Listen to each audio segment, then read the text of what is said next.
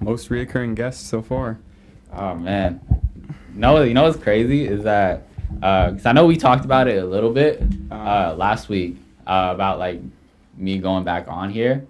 I was kind of surprised, but also like the competitive like spirit in me is also like, yeah, that's right. I should be the second one. I should do the second one. Like, cause I'll see some of the other ones that like came out like before and like after me, and I'm kind of like comparing the views. I'm like, okay, some of ours is doing better on like the YouTube Shorts and shit. And then, ours like, is doing really good. That's why I was like, I need to get Hunter Sparks back on here. oh man, like.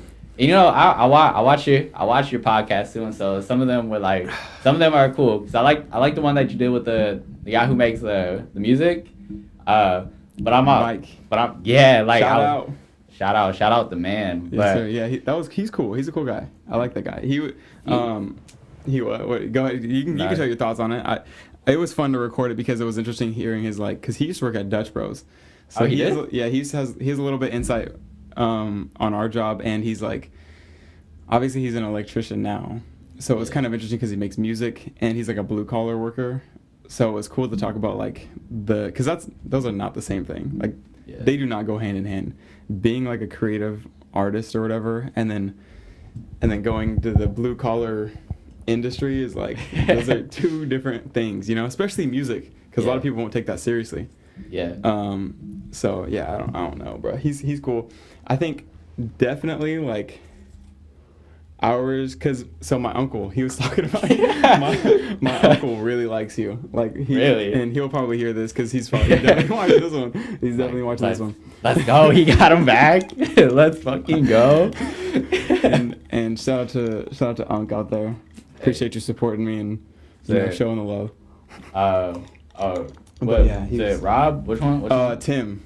Shout out Tim. Yeah, I'm trying to get him on the podcast, but he's afraid of like maybe losing his job or something. And I'm like, bro, like everyone, it's so weird because I'm not like that controversial. I feel like. Nah, and like and ultimately, I feel like if there was something that was controversial, I feel like you probably have like the mindset is like, okay, I would probably cut this out the podcast. Or if he really felt like a certain way about like a certain subject, then it's like, hey, can we like take this part out? This might look bad, but exactly, because it's fully edited by me and it's like recorded by everything is in my control, so it's really easy. I don't know, like I feel like I'm a trustworthy person too. Like, like there's been times where it's happened where it's like, okay, here we need to cut this out because it's probably not good for my reputation or whoever's reputation is coming on. But we also haven't like you and I have done the podcast enough to where now it's like no, you've literally now been the person I've recorded with I've recorded more episodes with you than anyone else. I think we've done like what 4 or 5? We've done like 4, right? 40% hit rate right there. Well, I mean like so you know how it is because the first 2 didn't come out because they were so bad. Well, they were good, but they were too good. Like they're especially the second one. You gotta start like a Patreon or something. And then, I know because that would be a banger.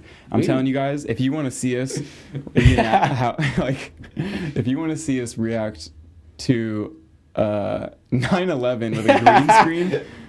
Let me know. I'll send you the file. But we had a green screen for both of them, and we need to get that one back up. And we basically just we were just trying to, we were curious of how we would react if 9/11 happened in front of our eyes, and so we, that was part of the podcast, and we made it happen.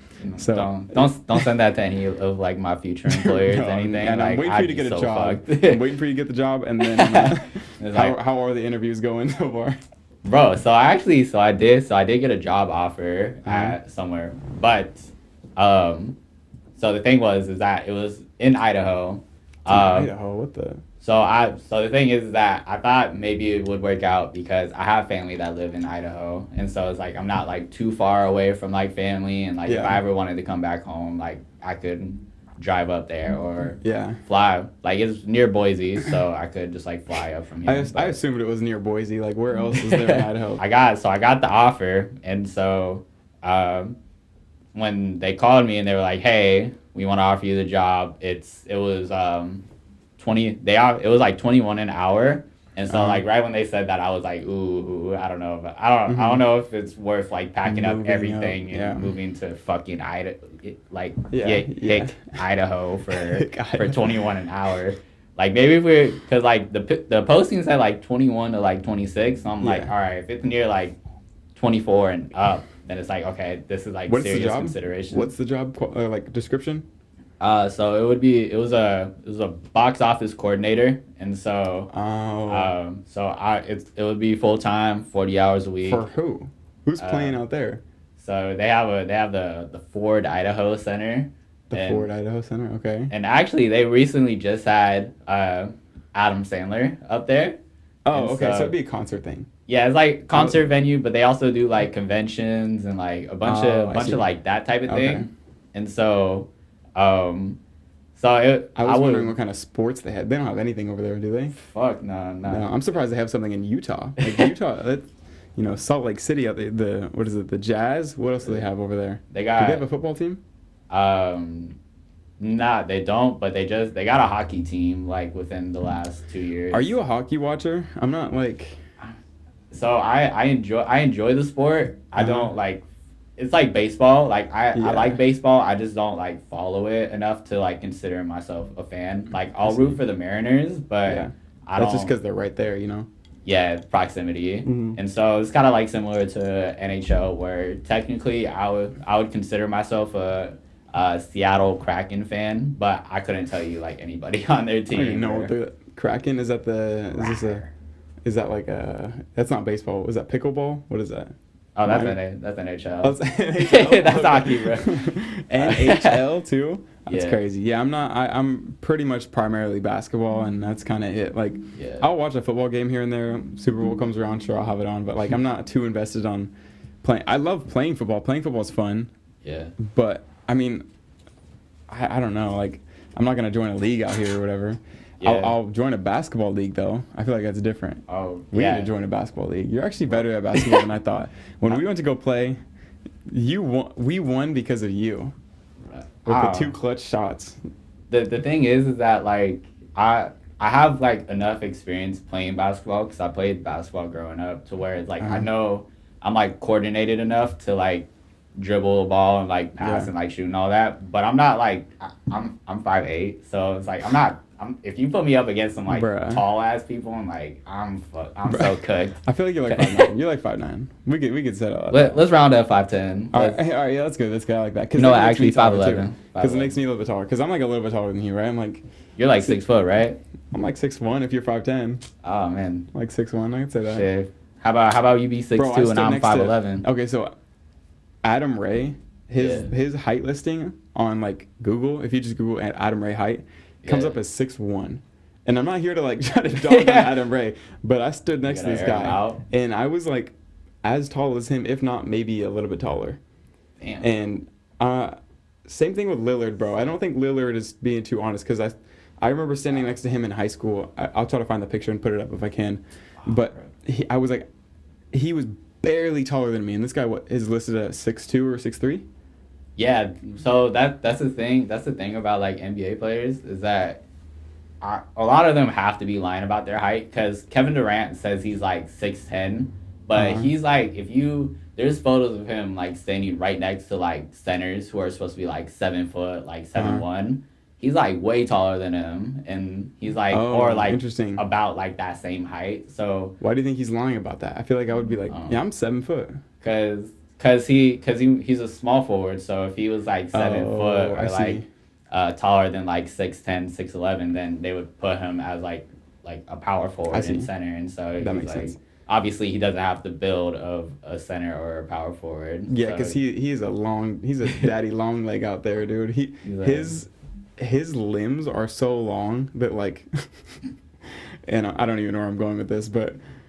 Save me. There was I can't save you from that, but there was a thing actually when he was going through the combine and when he was getting drafted where there was a major concern with like NBA teams that he couldn't bench over like 135 pounds. Kevin Durant? Oh, because he doesn't lift weights. I saw a video of him talking about how he doesn't lift weights because he doesn't want to ruin a shot or something like that. Yeah. And that makes sense. Like, I'm not too much. When I go to the gym, I'll go to weights occasionally just to kind of like make sure I'm still there and I still am capable of lifting some weights. You got it. Yeah, exactly. Make sure I still got it. But I play basketball a lot more than I lift weights or do anything else. So I don't want to ruin my shot, because I've seen people when I play with them at the gym, 24 Hour Fitness, or I just got a membership at Cascade now, so I'm going back there. Ooh. And there's like it's even cheaper than 24 because doing I have like a school discount or whatever. From the Peterson Academy. Yeah. Well, no, Isabella. I'm using Isabella's. Oh. Yeah. So okay. I don't even know. Maybe I could, because there's like I could probably get transcripts from it, but I mean. Yeah. Bro, what do you think about that? What do you when you hear me talk about Peterson Academy? What do you think? Because I don't know what anyone else knows about it. Basically, as Jordan Peterson made this school, is like his it's an academy, right? And it's an online thing. It's like I'm paying maybe $30 a month for it for a year, just because I'm on like some plan for it. And basically, there's different courses. Actually, I want to hear what you. Go ahead. What do you think? So to be fair, I'm not a big Jordan Peterson fan, so I don't have like a whole lot of good things to say about him. Is it okay? So I kind of equate it to like Trump University. Jordan Peterson is not. There's no Trump way. Trump University or like. There's no way. What's that one? There was a YouTuber like years ago where they were like, oh, streamer University, like that type of shit. Where okay, it's like, you think it's okay? So like some kind of online course or like some like just something you could buy, like something a random person will put together and. Yeah. Okay, but I could be wrong. I don't know the whole details of it. Just like first glance, first hearing about it. You saved yourself with that. yeah. Don't get at me. Because assuming if this reaches like, let's say, Jordan Peterson fans, they're gonna be like, probably. Actually, this is. Fuck you. So why aren't you a fan of Jordan Peterson? Not that I wanted to like debate you on it, but is there something in particular that he might have said, or because he's definitely like. Not, I mean, he's Canadian, but I don't think that he is. That's my first knock against him, of course. Bro, some Canadians are kind of cool. I mean, like. What do you think about Justin Trudeau? I mean, he's dating Katy Perry. But Katy Perry is also like weird too. Katy Perry, yeah, I think that's such a crazy. Like, how did they meet each other? I don't know. How did Katy Perry and Justin Trudeau meet? Did you know that Katy Perry kicked out like a bunch of like what's like those the women like who are like not like popes but like women like popes. You know what I'm talking about? Women popes. They wear like the little like gowns and shit. Like a nun. A nun. She kicked out a bunch of nuns out of like a out of a like house. Cause it was some weird shit where the nuns were like selling whoever owned the house like let the nuns stay in the house, and then I think if I got this right, the person who owned the house died, and so they put the house up for sale, and Katy Perry bought the house and told them, "Fuck y'all, get the fuck out of our house." Why'd she buy the house? I have no idea. I couldn't tell you. That's like hella weird. That's hella. I'm trying to think of like do you know where the house was? Where was this located? It was like somewhere in LA. It was like in the hills, like. Oh, it was a nice house. Nice ass house. Okay, and there's nuns that were in there because someone died, and she bought the house, and they were still trying to visit. Or I think it was the person who owned the house died, and so it was just like like. Who owned the house? Was it a nun that owned the house, or was it like a? It was someone who was like associated with whatever church they were, and so it was just like we should have like a place for like the nuns to like stay in and like live together and like work, collaborate, whatever the reason was. I don't really know why. Bro. Damn, Katy Perry. But I mean, she's probably living in Canada now, so does it even matter? I feel like because if she's dating, I don't know how long they've been dating. Yeah. Mr. Trudeau and Mrs. Perry, but that's such a crazy where do you think they met? Man, probably probably at like a Knicks game or something, or something crazy. Yeah, maybe. I don't know. Like I couldn't. I guess I couldn't really picture that. It's just an odd combo. I feel like Canadians have been on like a losing streak lately. You know what I mean? Okay. So I feel like, I feel like it started with Drake last year. Like he went through his little dry spell. Yeah. And like now he's trying to do like his album rollout, and everyone and all the snippets he's put out, everyone's like, this shit is ass. I know. Like, I'm there. I can't remember. There's one snippet that I heard that was decent, but overall, like even the streams, he would stream an episode of Iceman or something like that. I can't remember what he titled it, but he would basically just stream for a few hours, and it was like absolutely just atrocious. Like because he wasn't really doing anything. He was kind of just sitting in the camera. He was trying to be Kanye. Yeah. You know, because how Kanye was streaming the Donda stuff, and he's like working out or whatever, and he's like, no, like way before that. Not Twix. Like in 2021 when he's like, the Mercedes Benz shit. And he's like in the room like working out and stuff. He's like, he's streaming all that, which was that was cool. Yeah. But there's a few things that Drake. I feel like Drake going to Texas too, because have you seen his stuff, his posts in Texas? Nah. He bought like a ranch in Texas. Oh, okay. And I think it's because Kanye bought his ranch in Wyoming. Oh. And so he has like all this like land, and he's like going through this era of like the Wyoming era. Yeah. I think Drake probably thought that was cool and was like, I'm gonna go to Texas. So like now he has a ranch in Texas.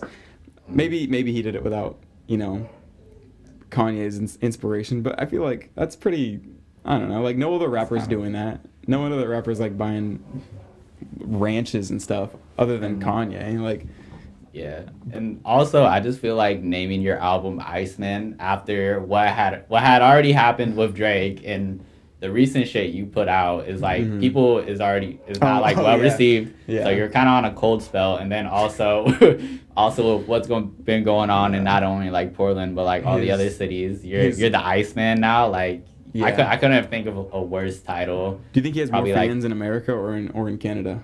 Probably America. Yeah, he has like there's bigger cities here. So he's saying I feel like this one city don't even fuck with him. Yeah, I feel like, who do you think the king of Toronto is? We got Justin Bieber, right? Yeah. The Weeknd and Drake. We're forgetting the powerhouse in the industry. We're forgetting the one and only. Fuck, I forgot her name. Goddamn. The Titanic. You know the Titanic song. Hold on. I gotta look this up. All right, yeah, do your thing. The redhead girl. The redhead girl. She. What are you talking about? Hold on. Titanic song and she's Canadian. She is Canadian. I don't know. Maybe Celine Dion. Oh, okay. The queen of Canada is Celine Dion. Yeah. Okay. So, who's the GOAT? The GOAT of Canada. The Weeknd. I'm saying the Weeknd all day. I mean, Justin. Okay. Yeah. There we go. I feel exactly. That says it all. I feel like. But Justin Bieber's a close second. Then very close second. Celine Dion. You can't miss out on. Celine. I'm gonna say Celine Dion, then Drake. Actually, no, I don't know. Drake is actually his numbers are undeniable. Yeah. He does have good music. I think that his best album, I'm gonna say, is Certified Lover Boy. No, there's no fucking way you believe that. There's no way you believe that. Yes, there is. No. Actually, look, I got Kanye's, he just came out with like season 10, Yeezy season 10. Yeah. So I bought this in August, so it took a minute to ship, but I was wondering what that said for a second. Season X, bro, season 10, Yeezy season 10. So I had to start upping it. It was like $20. Damn. No, I heard a lot of his stuff is like hella cheap on his shop. Yeah, and it's actually good quality too. Like feel the shit. It's like, ooh, I know. You like that? It's like you running through the washer a few times and it don't fall apart. I know. I need to be careful about washing this, or at least drying it. I usually dry all my stuff on cold. Okay, I'm not gonna have this. I'm not gonna talk about laundry, bro. Well, come on, man. They want to know. Yeah, tumble dry on low heavy heat. Duty. Heavy duty every time. A cup, or maybe a cup and a half, maybe of the of a Tide detergent. Oh yeah. And you wash like your like all your shirts together and then like pants, socks. I just kind of throw it in there. I don't have time to divide it really. Do you divide your clothes? I segregate that shit. Really? Do you actually? You got separate bins, or do you just do it at the washer? I want to get one that has like separate bins, but what I usually do is I have like my pants and socks, underwear, and then I'll throw in like my work shirts and all that, just because like I wear that the most. Yeah. So I put that all together, run that through the washer, put that in the dryer. Then everything else I put in there. I think I need to. I just taught everyone at my house how to clean the lint trap. For real? So, yes, bro. Like no one knows how to clean the lint trap. Are you serious? And this is a safety hazard because that could catch on fire, bro. That is highly flammable. Yeah. And this is a brand new washer and dryer, but I feel like we've used it so much that we now need a new dryer because I feel like I got to put this thing on like timed. I can't just do the normal sensor setting where it's just normal dry whatever. I put a timer on it. Like spin this thing for 90 minutes or an hour and a half, 2 hours, because my dryer is like falling apart. Can't believe we're talking about this right now. My dryer is falling apart, bro. We've ran through like 3 dryers at like my house because and what's the time span on this? Like 3 years, 2 years, 4 years? What? Probably in like the last like 5 years, maybe like 6 or 7, like depending on. But like we have like me, my two brothers, and then like my parents, and so that's a lot of laundry you gotta do. It's here too. We got me, my brother, my mom, her boyfriend or her husband. No disrespect. Little Freudian slip. And my girlfriend. So it's like, there's some laundry going in. It's usually running, but I try not to have it running while we do the podcast because it's literally right across from this door. So it's like, or this wall. A lot of ruckus going on over there. Did you where'd you get that? Oh, H&M. You got that at H&M? I thought you got that at like Universal Studios or something. I was like, nah, I got this at H&M like a couple years ago. I think I was just on like their website and this was like discounted, so I didn't know I like the Simpsons. No, it's actually cool. A little Sherpa. I straight up thought that was maybe from like Universal because they have the Simpsons park or whatever. Yeah. How was your Universal experience when you went last? That's why, because you were just there too. So I was like, oh, this guy. Bro, I didn't go the last time I was in LA. I wanted to. Wait, I thought that was Disneyland. Well, you guys didn't go to any of them? Nah, bro. That shit. Trip to LA and did what? Went to In-N-Out and came back?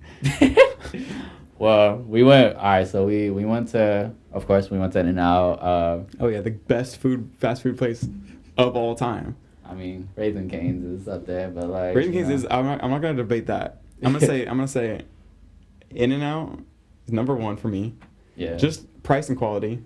Okay. Like, cause you can go to In-N-Out and get like you can get like 2 burgers, right? Yeah. You can eat those, and then walk away feeling good about yourself. You don't want to kill yourself, or you don't want to. Like Taco Bell, you can't not fill your stomach on Taco Bell and then feel good. Taco Bell in months, like see, I can't eat Taco Bell anymore. I know. Why not? Well, I think when I first started working at Dutch, I would work like all those shifts where it's like you had a lunch break. I would never like pack a lunch or like bring anything with me, so I'm like, oh shit, well let me go to Taco Bell real quick. Yeah. So all those countless Taco Bell visits. What was your Taco Bell order? So I would get 2 cheesy bean and rice burritos. Oh hell yeah! They're like $1. It was like $1.50, and then damn. What else would I get? I would get like a quesadilla or something. Like it would be like under like $10, so it was like valid, fire. But would be if you felt good afterwards. Yeah. But I know you did not feel good after. And then you go to Dutch and then drink some milk or some coffee or whatever. That's gonna, dude. That I gained like too much weight off it that I'm still trying to like shed off now. Really? Yeah, bro. During the summer, because for a long time I thought I was 165 because that was the last time I like got on the scale. I got on the scale at my gym. I'm like 195, and I'm like, oh shit, I feel like horrible about myself now. And so like since then, I've been trying to like work that shit off. Oh yeah, no. So 179. And so the goal is to get to 170 by the end of the year. Yes, so. sir. Oh, you got that in the bag. We got some. I'm sure you can get past that. You could probably get to, if you're really locked in, you could probably get to like 165, 160. Yeah. So I mean, so when you get down to your weight of like your goal, yeah, are you gonna keep going or are you gonna, what's next? I feel like if I go any lower than 160 is like, we're on the verge of like eating disorder, cause I at one point in my life I was, and this was when I lived in Eugene, I was like 135, 140, like I was like skinny, I was like hella skinny. How old were you? Like 18, 19. Damn. So dude, that's crazy. Yeah, and I wouldn't eat because I felt like I never had time to like eat, and then this was also during like COVID, so I also didn't want to go outside or like do anything like that, and so that's crazy. So I wouldn't eat. I started eating more when one of my friends that I used to go to school with out there, he's like a big like bodybuilder, like he like lifts a whole lot. Mm-hmm. I started going to the gym with him and started like lifting and all that stuff, and then I just like started putting on more weight. Yeah. Which when I started doing that, like I felt gross like in the moment because it was like a lot of weight put on at once. But like looking at old photos of myself, I didn't look healthy at all. I looked horrible. I looked sick. Like it wasn't good. Because you were just so skinny. Yeah, I was so skinny. Like my. Like even like you could like look in my eyes. I just look tired. I think I've seen a couple, maybe because I was looking at what was I looking at? Bro, I'm hungry right now. My stomach is growling. I feel like a fatty out here. I saw a photo of you when you were young. I can't remember where I saw it, but I saw it, and it looked like a totally different person. I think you might have been like before you went to college. Oh, bro, I was. And you look like a totally different person. I felt like my whole life I've had a problem with weight because like I was like big as fuck in high school too, and so then like one day. Oh wow, you're fluctuating then. So you're like you're climbing the mountain in high school, and then now I can't dip back down, and I can't keep it off, or I can't keep it going. I don't know, bro. Like I just always had like a problem with like my weight. Because in high school, like my biggest I was like 200. I wasn't like lifting or anything. That was just straight like munching on food. Do you eat you ate what your parents would probably eat? Obviously, did they eat out a lot? Yeah, they would eat out a lot. Like my parents had like a big like sweet tooth, and so there was always like treats. There was always like cookies and ice cream and all that. And, like we lived like right by a Dairy Queen, so they would be like, "Oh, let's go to Dairy Queen." And I'm like. You know what? Give me a medium mint Oreo Blizzard. Yeah, you're like, might as well. I'm here, bro. Like, dude, Dairy Queen sounds fire right now. You ever have a flamethrower from Dairy Queen? Nah, what's that? The burger. Oh, like a flamethrower burger at Dairy Queen. The burgers are actually fire. See, okay, it's underrated. That's. I mean, I've only had that flamethrower, so like I can't really talk about the rest of the burgers, but I mean that and like the chicken nugget basket or whatever it is. Yeah, man, those are tough. Those are fire.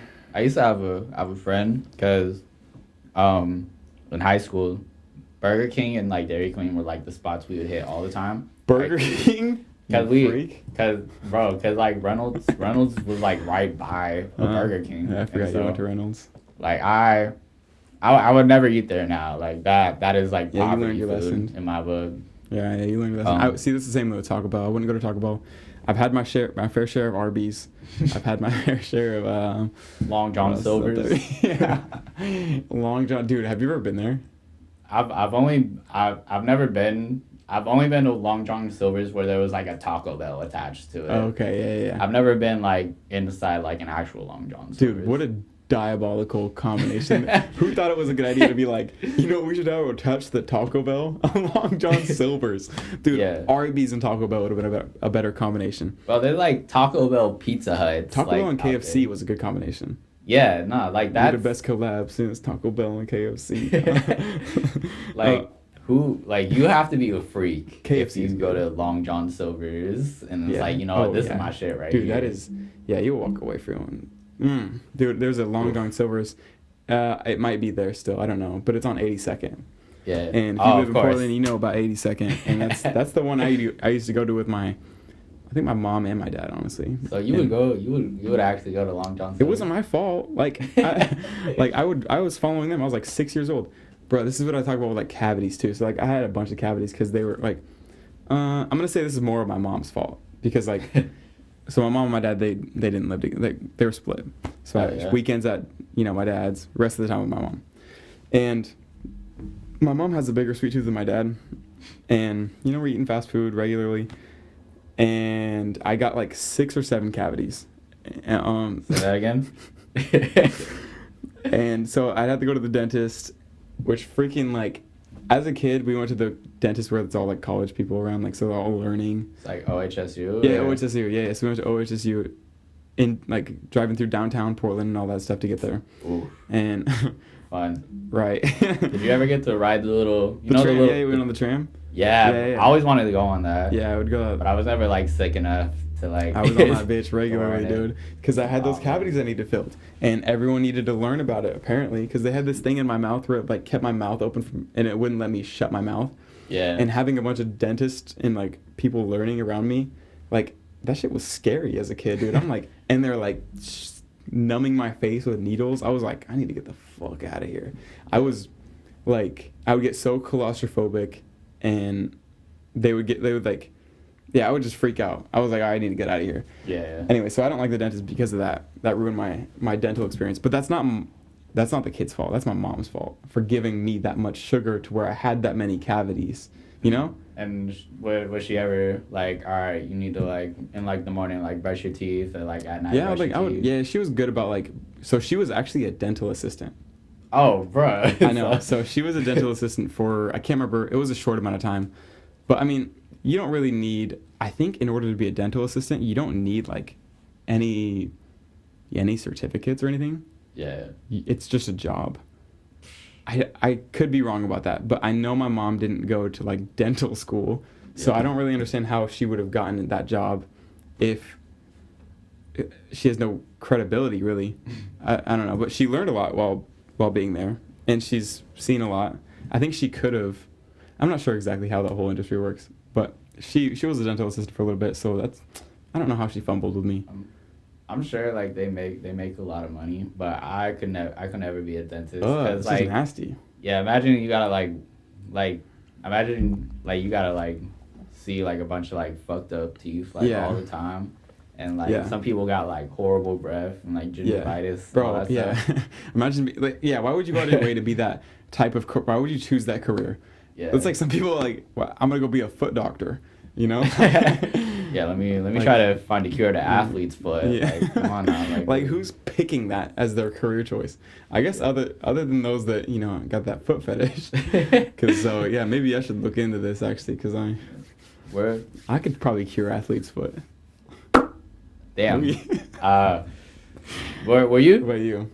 What's up? Very good. No. I was gonna ask if you had foot fetish or not.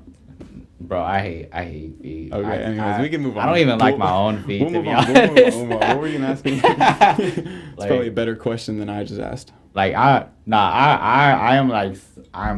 very like uncomfortable with my feet. I wouldn't even if take your socks off right now. Bro, I didn't even take my socks off with my girlfriend. Like that's how much I don't you have a like girlfriend? Ex. Oh, okay. Ex-girlfriend. Sorry, I apologize. We'll edit that out. Bitch. Yeah. All right, yes, sir. Nah. Anyways, just playing. But just playing. But nah, I'm like not comfortable with like showing my feet. I'm the same way, and it's not like there's anything wrong with my feet. It's just like I feel like it's very vulnerable. Like I'm not trying to get tickled right now. Yeah. Like I gotta keep my shoes on. This is why I allow people to have shoes on in the house. Like I'm not gonna. Hey, you take your shoes off. If I take your shoes and your socks off when you enter my house. Like you gotta. I need to see them. I need to see them toenails. Like see how well manicured they are, or pedicure. Is it pedicure? Pedicure's foot, right? Something like that. I don't know. I don't know. Like, would you ever go get a pedicure as a man? Yeah. I feel like I feel like there. But that's going into a place, taking your shoes and socks off, and letting someone. Yeah, but they've seen worse. So okay, so you'd be fine with that. They're trying to get me. It's like getting a haircut. Like, you know, they're just trying to get you right. Yeah, but you don't always have a hat on.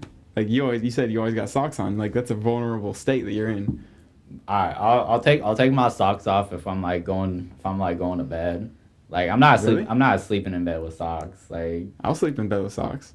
I've done it before, and I mean I don't think there's like anything wrong with it, but it's just like I just need to like air that thing out, you know? Yeah. Like, okay, that's good. Yeah. Get that aroma going. You know what I mean? Aroma of your feet. Oh yeah. Yeah, I know what you're talking about. Oh yeah. I don't know. I feel like I gotta have socks on while I sleep, and that's probably people probably won't like to hear that, but I do that because it's like I don't know.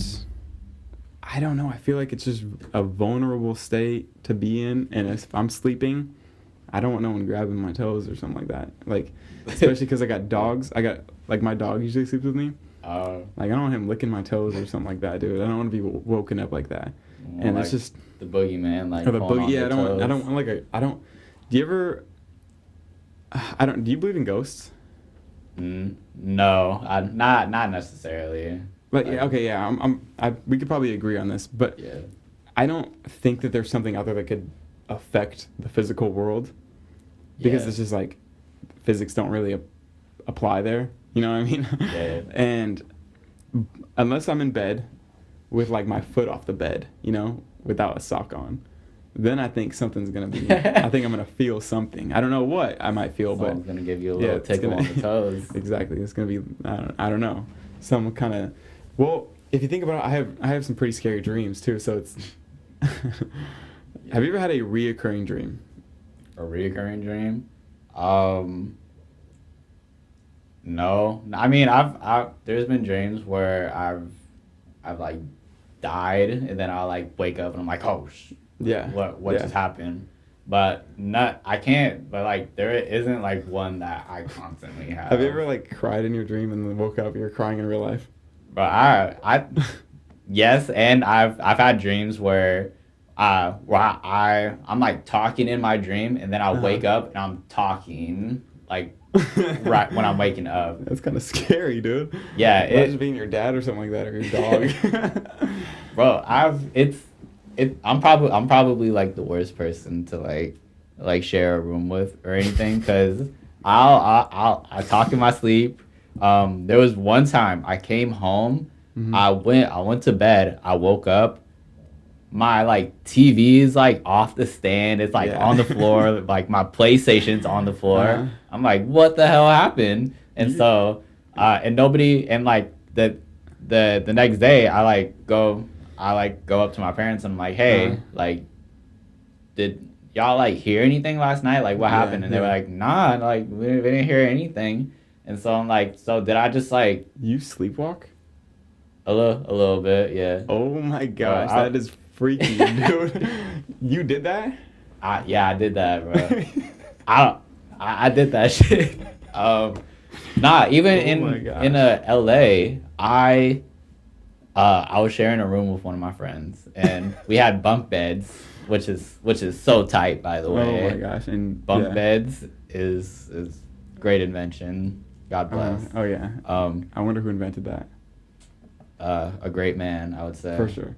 But I had the bottom bunk, and he was up top, and you took his socks off, and you give him a little feather, give him a little tickle, start pulling on his toes and oh yeah, the whole works. Yeah.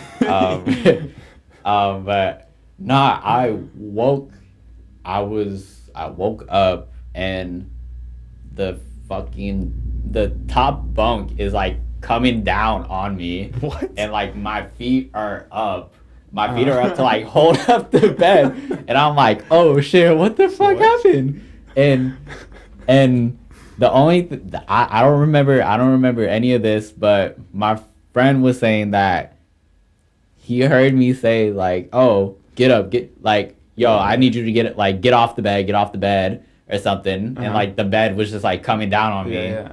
And so I don't like, bro, I don't know what happened. Like I to this day I couldn't tell you what happened. I don't know if the bed broke or anything, or like Yeah, if I was just like asleep, and then I just like Uh-huh. put my feet up on the bed and like pushed it up, and then it started coming down on me. Was it just the mattress that was coming down, or was the entire thing coming down? The whole thing, like the It was frame. like broken or something, and like your subconscious just knew to like get off. Yeah, like it was like How did that the not? I wonder if it like, damn. So you really do. You had like a spider sense, like Spidey sense or something like that, and caught either that or you were lifting it off of yourself. yeah, either or. But we fixed it. I mean, like, so I don't. So I really think I like in my dream, I was doing something that caused me to lift the mattress, like the frame up, and then it just came down because we were able to like put the frame back together. Uh-huh. So I don't know what happened, and the guy who had the would cause you to do all four. Like what are you doing, bro? You like. I was probably in some sort of trouble. Like it's like you ever like it's like Spider-Man in the one movie where you had to like stop the train. And shit. Like or even in Homecoming when he had the building come down on him after Vulture, clipped every column with his wing and the whole building came. And he had he was like pushing the building up. Remember that? Yeah, that was basically you. I mean, with the bunk bed, and you're like, get off! Stop! Stop! There was one time I used to have bunk beds with my brother. Hell yeah! And he always got the top because he's younger, so it was like whatever. That actually just reminded me of something. Like continue. Anyways, he would pee the bed and like it would drip through the mattress, bro. That shit sucked. Damn. I was basically like I felt like I was in prison. I was like, damn, 'cause that definitely probably happens in prison because they have bunk beds there, right? Yeah. I mean, I feel like they probably doing some like R. Kelly like stuff in prison too, where it's like not only are they like peeing in the bed, but they like peeing on them through like, the mattress. Nah, just like they just like. Do you think the mattress filters out the pee at all, so it's like drinkable on the other side? Because have you had those straws like you go to a river or whatever and like try to suck up the river water and it's like it filters all the. It's like a gym shirt when you like wring it out. It's like the bed sheets. Yes, sir. Oh, weird. I mean, if you sweat when you sleep. Nah, not really. I'm ice cold. Sometimes dude, I cannot sleep in the heat. I need to be as cold as even in the wintertime. Like I need to have a window open or something. Like I think it might be. I mean, obviously, I think your brain has to cool down like 2 or 3 degrees in order to fall asleep. Yeah. So it might have something to do with that. Anyways, bunk beds. What are you? Okay. So yeah, this actually just reminded me when I was when I was younger. Before my parents got the house that we live in now, we had this old house out in like northeast Portland. Oh yeah. Weird ass area, by the way. The gulag out there. Oh yeah. Oh yeah. Right by that Fred Meyer's out there. Oh, yeah. you see some things. But my brother and I, we share. It was like a 2-bedroom. It was 3-bedroom because it was my brother and I would share a room. My parents had a room, and then we had my youngest brother at the time, so he was like a little baby. Okay. So he had his own room. And, so we had bunk beds in my room, and I had the top bunk. Uh-huh. But the thing is that the side of like the ladder and like the part where you get up on, there wasn't like a railing or like anything to like stop you from when you're like sleeping. Yeah, and so one night I'm like it's like you're bowling but without the guardrails, It's like you get gutter ball right there. Oh yeah. Right, go ahead. And so anyways, I rolled off the bunk bed. And nice, dude. I remember it too, cause like in my dream I like hurt myself, and I wake up and my dad is like shaking me and he's like Hunter, wake up, are you okay? And I'm like, huh? Like what happened? Yeah, dude, that's hilarious. And you gotta write down your dreams. I'm curious of your dreams now. You should do that for like the next month. Just write down your dreams and we can come talk about them on the podcast. That'd be a good idea. Because I'm curious. I mean, if you're an avid sleeper, you know what I mean. If you're sleeping deep like that and enough to where you're getting up and walking around the house and stuff, that's hilarious. I need to know what you're dreaming about. Right. I wonder if you're like jumping out of a helicopter or something like. Maybe you were a bowling ball, like we were talking about. Like the railing were just down. Yeah. Yeah. Do you ever have like dreams when you like wake up and you're like, damn, that like I wish that was real. Still, oh, for sure. Like this felt too real. So a lot of my dreams, especially recently, have been so vivid. Like I will wake up, like I'll wake myself up from laughing at some of them. Yeah. I'll wake up from crying. And I'm not like nothing's going on. I'm fine. Like, you know, don't worry about me. We saw like if we put each other in a like if we shared like an Airbnb and like we were in the same room, this sounds like it'd be the worst time ever. You're like someone crying in the room down the hall, and you're like walking around like freaking zombie in the night. Yeah, and I'll like, but especially, I have more dreams where I wake up from crying than I do from laughing. Which I mean, I wish I had more dreams where I was laughing. Yeah. And it's weird because like nothing's really funny. Nothing's that funny in my dream where I'm like, do I really need to be laughing at this right now? Because I was trying to figure out why was I laughing at that. Right. It's just so weird how you know my brain works. Or probably other people too, but yeah, I'll have some dreams like that, especially if it's like, I don't know, dude. There was one time I had a dream about like this robot that like died or whatever, and I started crying because of it. Because it was like that was my robot. Was it like your friend or like? Yeah, it was like I remember being like a Wall-E. It was like an AI type of thing. Maybe it was ChatGPT in my dream. ChatGPT stopped working. Yeah, pretty much. I don't know. How am I gonna write my scripts now? No, for real, dude. Yeah, AI. Look. AI is a revolutionary tool if you use it right. I think that there are those that are gonna abuse it and like do some weird stuff with it. Yeah. I think there's a new thing that passed that was like in the AI policy that's like allowing them to be more adult or be more like X-rated, I guess, with ChatGPT. And this is kind of weird because I don't think that humans need that, especially if you feel the need to go to ChatGPT for something sexual. Just give up. No. Go on ahead. If we're being honest, like, because porn is already like brain damaging enough. Yeah. I think you really need to try to lock in and figure out and kind of figure yourself out. Like literally sit on the edge of your bed and just think for like 5 minutes about like what you could do better. I guess, and not in any disrespectful way, but like. You know, if you want to better your life, that's a good way to do it. Just think about what I could do. What can I do better in my life? You know, I was gonna say like talk to like your girlfriends, but I feel like a lot of people who would do something like that are like have no contact near women. So scratch that idea completely. Honestly, yeah, probably. I feel like what do you think those people are doing wrong though? Like someone who can't really like, is it the confidence you think? Like they have so little confidence in themselves that they won't put themselves in a position where they can talk to girls or new people or even friends. Like I feel like having friends gives you confidence to, you know, go out and have a social activity and meet new people, you know? Yeah. What do you think it is? Do you think it's a confidence thing? Or do you think it's like or do you think it's an actual like a fundamental thing? Like you are just ugly and you won't find anyone. Like what do you think it is? It's probably situational, but I don't think it's like it definitely is a situational thing, but I feel like I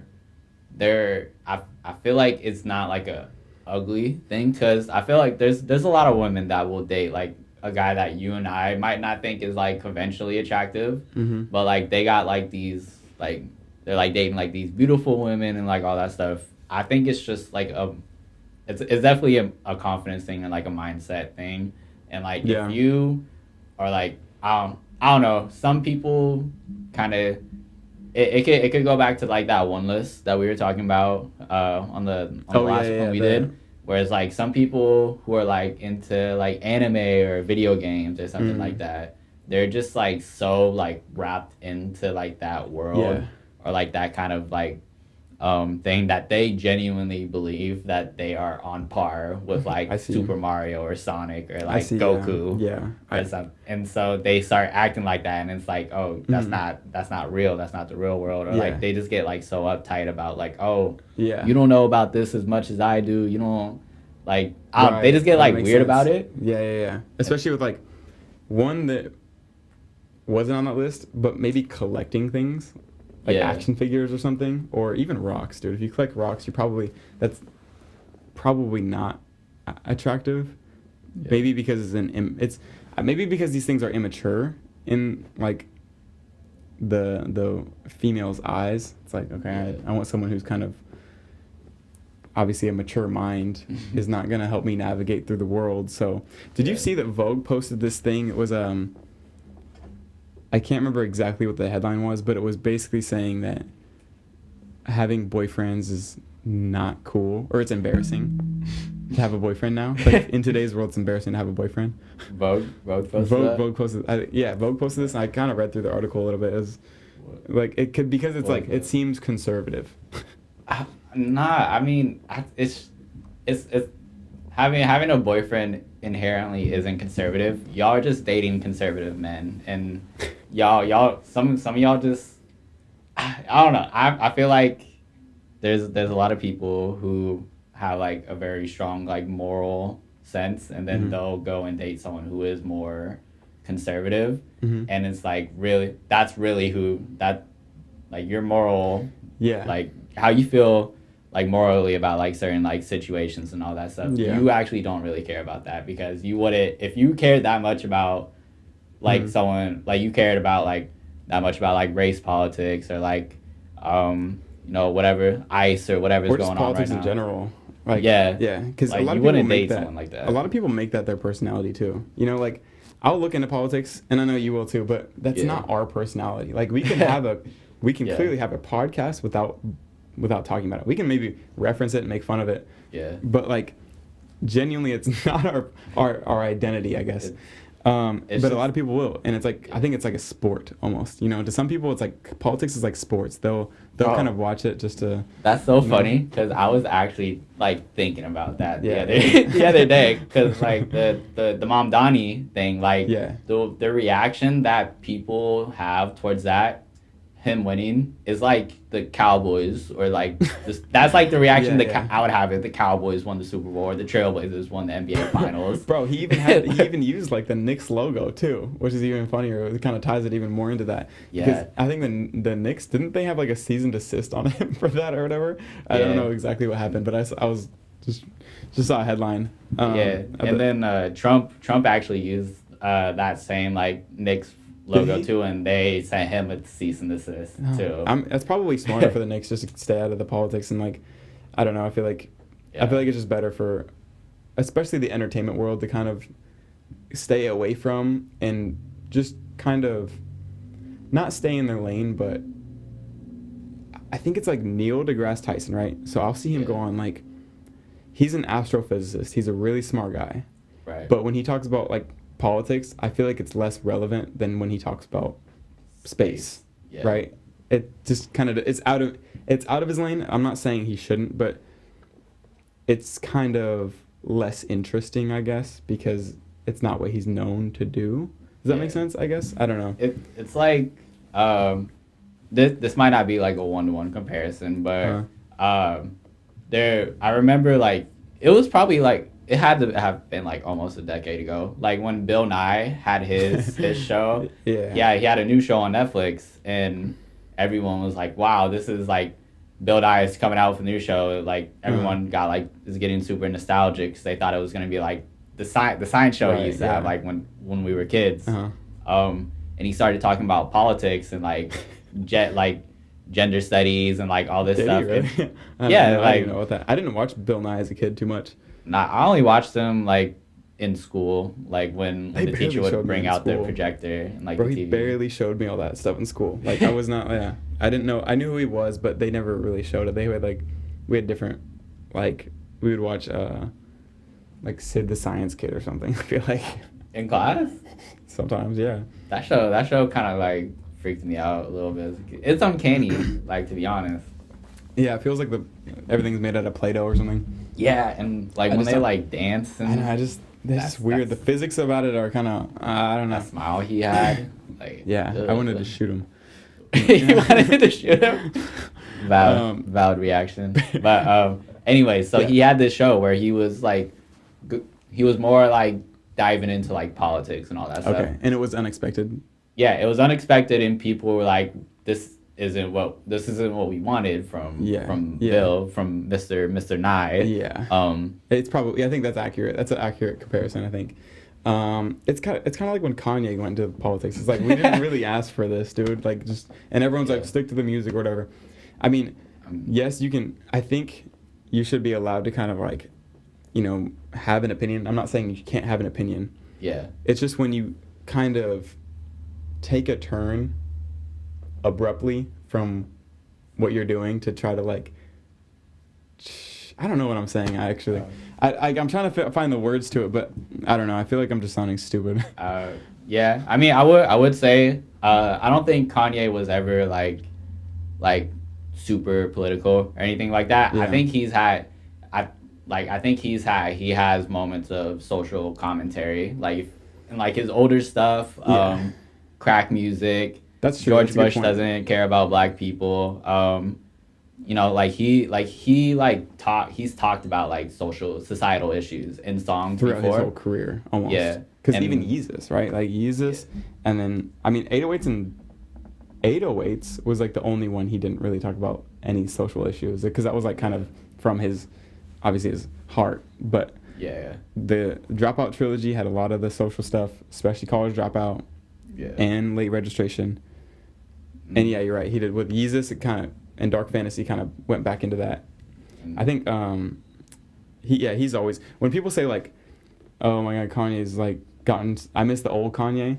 Yeah. I don't get that because he's always been like this. I agree. Yeah. Like he's always been outspoken or like not trying to, but like just saying stuff that's, very controversial or like grab attention or just, and his point seems to be like, I'm allowed to have an opinion. That's like kind of his point. I feel like a lot of times, like even if it's crazy, like I should be able to think this. I think that was with the whole point with the Trump thing. He's like, I should be able to think this because all blacks got to be Democrats, man. Like, what is this? Yeah.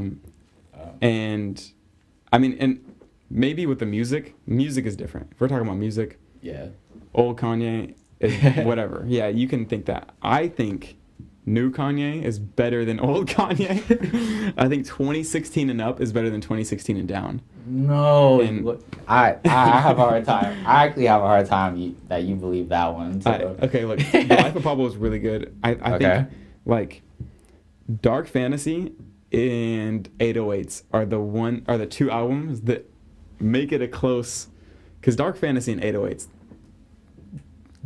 almost perfect albums. Like there's like no skips pretty much.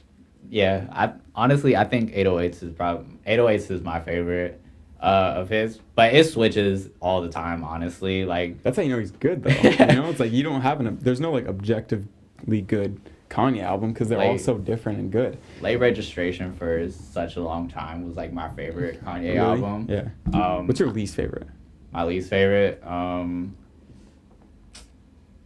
does like the Vultures stuff count, or like Watch the Throne? Do we want to count like all that stuff, or just like collaboration ones, or do we want to count like solo? Let's just do solos. I feel like it's more interesting when you get solo. I'm gonna say Late Registration is the worst one, solo, and that doesn't mean it's bad though. It does not mean it's bad. No. It just means that's the one that falls short to me.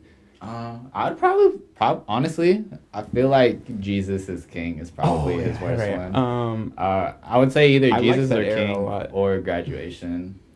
Really? Graduation, I think Graduation has a lot of like great highs, but I feel like its lows are very low. Jordan Hot Girls is top 10. No, it's not. It's top 20. I'll say it's top 20. That shit. How many songs does Kanye have? I think maybe. That's a good question. I would say with no features, just his albums. Donda was pretty long. That's like 20 songs. He probably has like 100 and less than 150 songs. I would like say 145. I would if it's out I of could be wrong. 145 songs, Drunken Hot Girls is like 135 in my opinion. Really? So I'd put all the skits above Late Registration. What's worse than Drunken Hot Girls? Probably the majority of Jesus is King, and then Jesus Lord at the bottom, I would say. Bro, Jesus Lord is so bad. It's crazy to me that you don't like Jesus Lord. J Electronica verse is just Bro. is so It's whack. Like Andronica coming through your mind. That beat like makes me want to like ram my head up against the wall. We just like disagree so fundamentally with this one because the beat is so good. Jesus. No. That is like, it's so soft on your ears. It's just nice. Like, but doesn't it have to go on for like 12 minutes Bro, though? Like that's Runaway. crazy. That was, to me, that was like the new Runaway. I was like, damn, this is just like, keeps No going. way. Bro, Kanye's verse is so good. I don't know what they're like, exactly what they were talking about. I think it was some with Larry Hoover Jr. or whatever. Yeah. And there's some kind of story with the gangster disciples. I mean, like, yeah, I was trying to associate it as much. Usually with music, you try to listen to it and make it about you a little bit, you know? Like, you try to listen to the song. That's what makes a good song, though, I think. If you can make a song to where the listener can relate to it and make it about them, then that's like a good song. Yeah. You know? And they can connect with it. That's what Kanye does really well, I think, is he's able to kind of connect with people and have a cool message or like some kind of cool, I don't know. He's really good with his melodies too. I think that Jesus Lord was. Why didn't you like that? It's the beat is repetitive. It's not like it's hella repetitive. It goes on for too long. Okay, what about Runaway? The chorus is whack. Do you like Runaway? I love Runaway actually. That's what. But that one's more like avant-garde than Jesus. Than Jesus Lord. I see, yeah. Because the ending of it.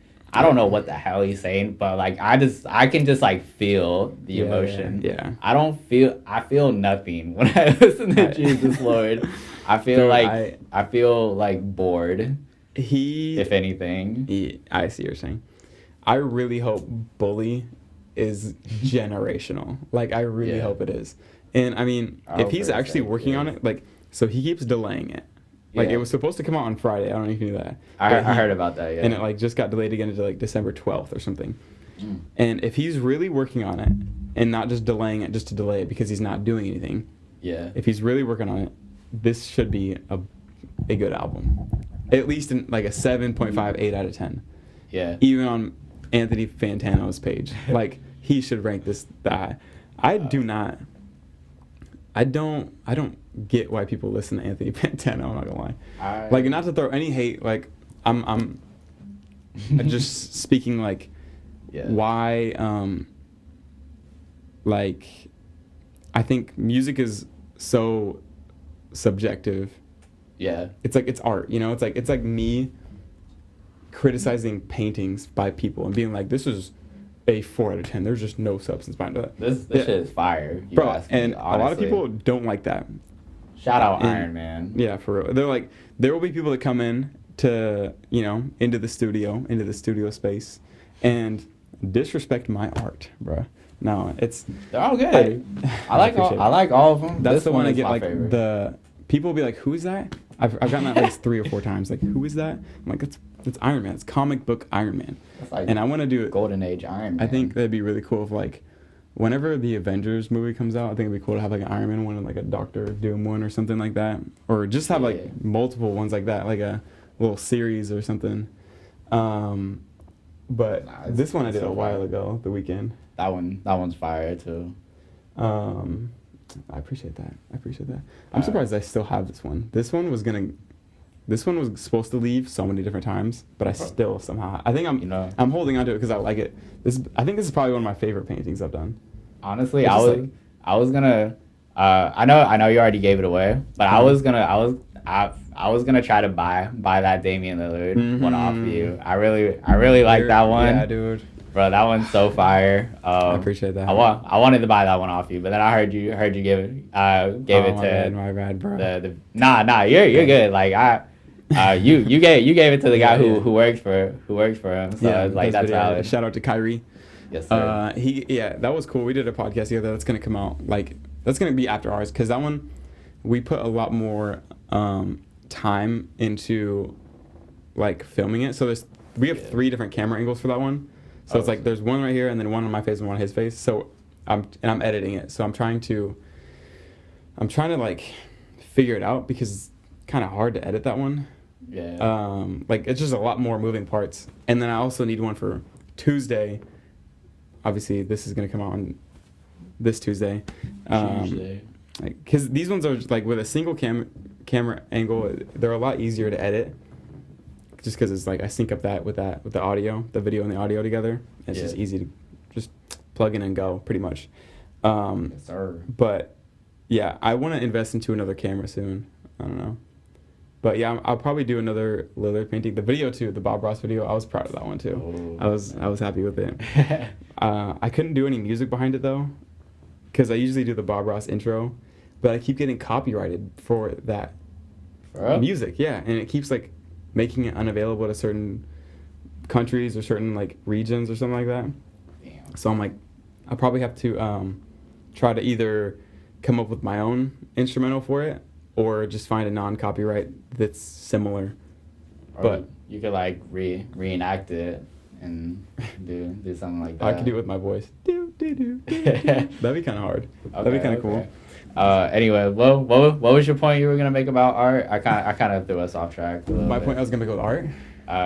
You were like Anthony Fantano. Like like art is subjective, so it's kind of pointless to listen to another person's opinion on how objective it is, because Anthony Fantano's criteria is kind of loosely based off of his subjective opinion. Like it's there's no, I don't know, it seems like he's being very diligent about when he records it, because I've watched plenty of his videos where he will listen to it and then he's writing stuff down and all this, but I don't know, like if you like it you like it, you don't you know what's the point in going through, and especially when he's been wrong so many times.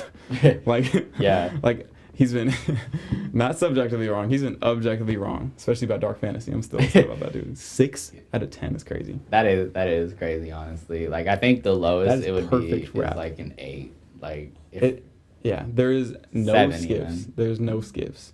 Like it is like, that's what Pusha T was saying, is like that should be what people strive to be like. If you're making a luxury rap album, bruh, they hit the mark on that, dude. They just like, they were cooking on that, and especially for its time too.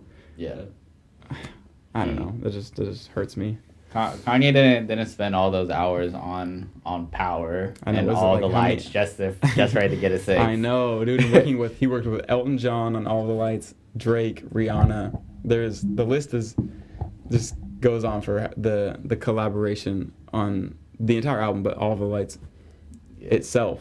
But anyways, what were we talking about with politics and Justin Trudeau? Justin Trudeau did Katy Perry. It's like sports. Politics is like sports. Yes, exactly. Mm-hmm. It's like the way y'all reacted when Mom Donnie won is how I would react to the Cowboys winning the Super Bowl. Yeah, and I think it's interesting too, because a lot of, I mean, yes, it is New York City, but it's just a mayor. He's just a mayor. It's not like we didn't get a new president or something, right? Like at that point, it'd be like, okay, maybe it's worth talking about. Yeah. But I don't see, he doesn't have like very much power, but he is a mayor, and it's great that he's there. I mean, it's crazy that someone can, because didn't he have a Spotify rap account or something like that? Did you see that? He has some rap songs. That's cool. I think that's kind of cool. And I don't know much about his policy. I know that New York has been a Democratic city, right? Who was the last? I don't even know who the last mayor was. The last mayor is Eric Adams. He's still the mayor now. He just until January 1st, right? Yeah, he just can't. He just. This has been. I don't know what I was gonna say, but he's a Democrat, but he's kind of had like his own like scandals and issues that. And that's with every. I don't really know a whole lot and about. that's with every politician. If you're in the game, you're probably going to get like something is going to be thrown at you. You know. Yeah. And it's also a major city in the United States. Almost every major city in the United States is ran by a Democrat. Yeah, and all the you think of all like the popular states that everyone talks about. You got California, Democrat state, New York, Democrat Bro, I don't even state. know the mayor of LA. I could tell you. I know. I think who was it, Newsom? I think he's the governor. But I couldn't tell you who the mayor of New York. Not New York, LA is. Yeah. I barely even know who that's the what I'm saying mayor with, of Portland is. Who's the governor of New York? Yeah. Exactly. See, like, so what's the why is there such like a flood with Mamdani? Why is it such like a it's weird how there's like trending politics, you know? Yeah. I think that's a weird one to be trending because it doesn't really make sense. Like, it's been Democrat. Are we surprised? And if you're upset about it, why are you upset about it? Unless you live in New York, I guess. Yeah, I think what's like significant about him is not only does he kind of have like little quirks, like he has a rap career and he like has music and all that, and he's like in his 30s, but you know he's like he has like socialist ideals, and a lot of people don't necessarily think that it would work, or people just don't agree with it. So I think that's significant because a lot of the media and a lot of even like the president's like, oh, that shit ain't gonna work here. Yeah. And so but he has like a young like voter base too, and he's a like social media kind of like driven candidate, and so I think that's like pretty significant because it might show where like the Democrats might go like later in the future, and kind of like how politics might be handled like moving forward with, and maybe there might be a rise in like younger candidates like Mamdani who have like these kind of ideals and kind of move in a similar way. Yeah. So I think that's significant, but like ultimately I think you know, I don't live in New York. What he does out there doesn't necessarily affect how I'm living out here, unless what he does in New York is like super successful, that it kind of just like trickles its way over to the West Coast. We'll see how that plays out. Yeah, exactly. See, and we're literally on opposite sides of the country, so there's hundreds and hundreds of miles in between us. I don't see how, if I hadn't seen it on social media, it really doesn't matter to me, I don't think. Yeah. So I don't really know about that. Politics is just a sport to some people, and I mean, you know, maybe some people will hate on me or you for saying so, but I'm up to the debate. I look at it sometimes with like, if like Texas does something weird, it's like, oh, I look at it of like how, let's say what's a team I don't really care about, like the Warriors, they made a trade that I'm like, oh, that was a dumb trade, but it's like the Texas passed like a dumbass bill, and I'm like, oh, that's kind of stupid. Like I kind of view it in the same way. It's like whatever. Like that's a dumb trade, that's a dumb deal, but like ultimately, like my team, my state wouldn't do that shit. So it's like we're kind of chilling, you know what I mean? For real, exactly. Yeah, we're over here. What was we talking about? We didn't fulfill. Oh, the fast food talk. You never gave your best fast food restaurant. Oh, bro. I know, that was kind of I think Raising Cane's is number one. It might actually be number one, honestly. It might be, it's either Cane's or I mean, I'm Carl's not Jr., like honest. I fuck with Carl's Jr. Really? Dude, people hate on Carl's Jr. I think people hate too much of Carl's Jr. I didn't realize how I had forgotten or something. I had forgotten how good it was. Yeah.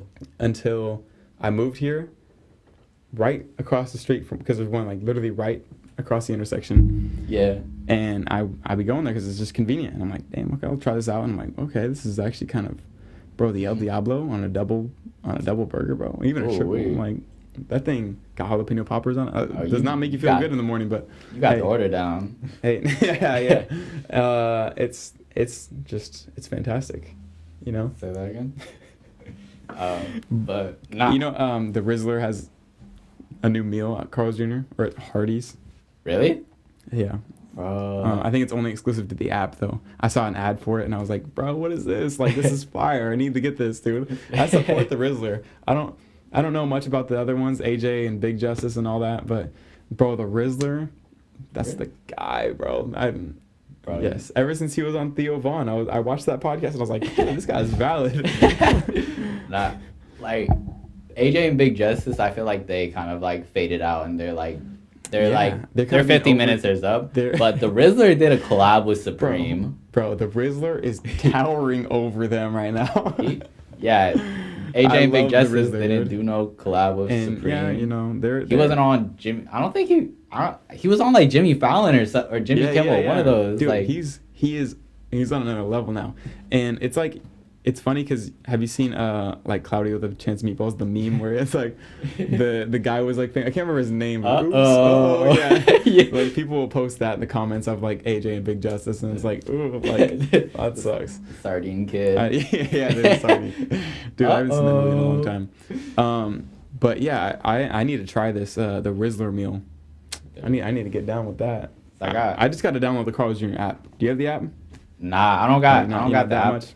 But I do have the Chipotle app, and I remember one time I was looking on the app, and they had like bowls that that is like, okay, Damian Lillard has this bowl. They had one where it was a bunch. It was an example, but like just like who certain celebrities ordered this food. Right. They had the whole cast of like Love Island on there, and I'm like, and it was like the worst bowls I've ever seen. Like it was like white rice, chicken, black beans, nothing else. I'm like, y'all are eating like dogs out there. Yeah, that's some dog water bowl right there. Like, come on. That was probably her bowl, huh? Probably. Yeah, because like, that. Okay, what happened to Love Island? Really just fell off, huh? Where'd that go? Well, the season ended, so. Well, the season ended, but like, bruh, Stranger Things is a bigger. Like it was relevant when it was airing, and even when the season ended, and like when it stopped, you know, all right, that's the season finale. People would still talk about it. You know, there's like. Do you like Stranger Things? No. Okay. Yeah, I'm not like. Are you a Stranger Things? Yeah, I'm not. I'm just giving like because I knew that was relevant, and it still kind of proceeds to be, but I'm not a Stranger Things fan because.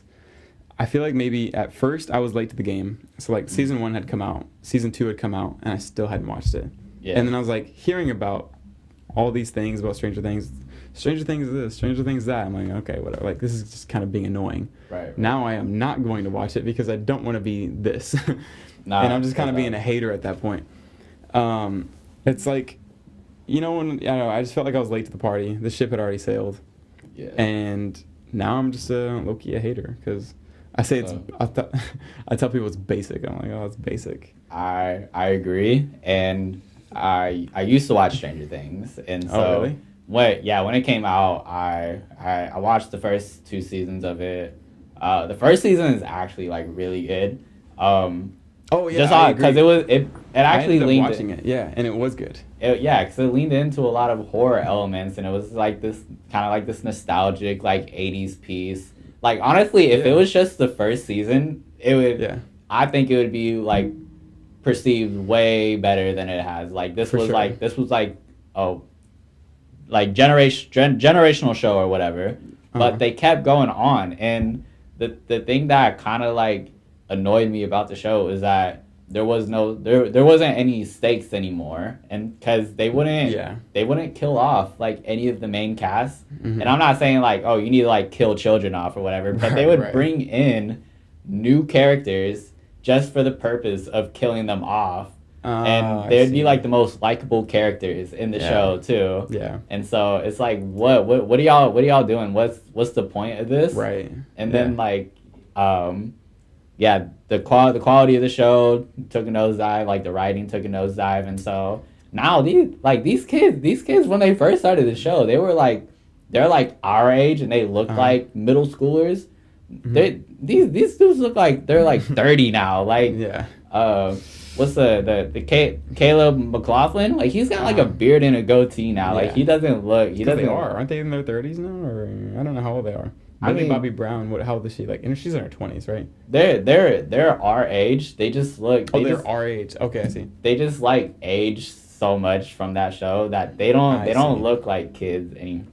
Like I think the show they're supposed to be like freshman or sophomore in high school now. She's not working out anymore.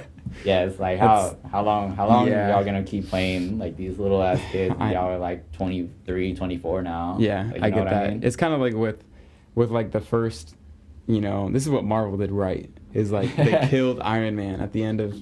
This is why it's kind of shaky with the direction they're going in now. Is like, okay, we're gonna bring him back.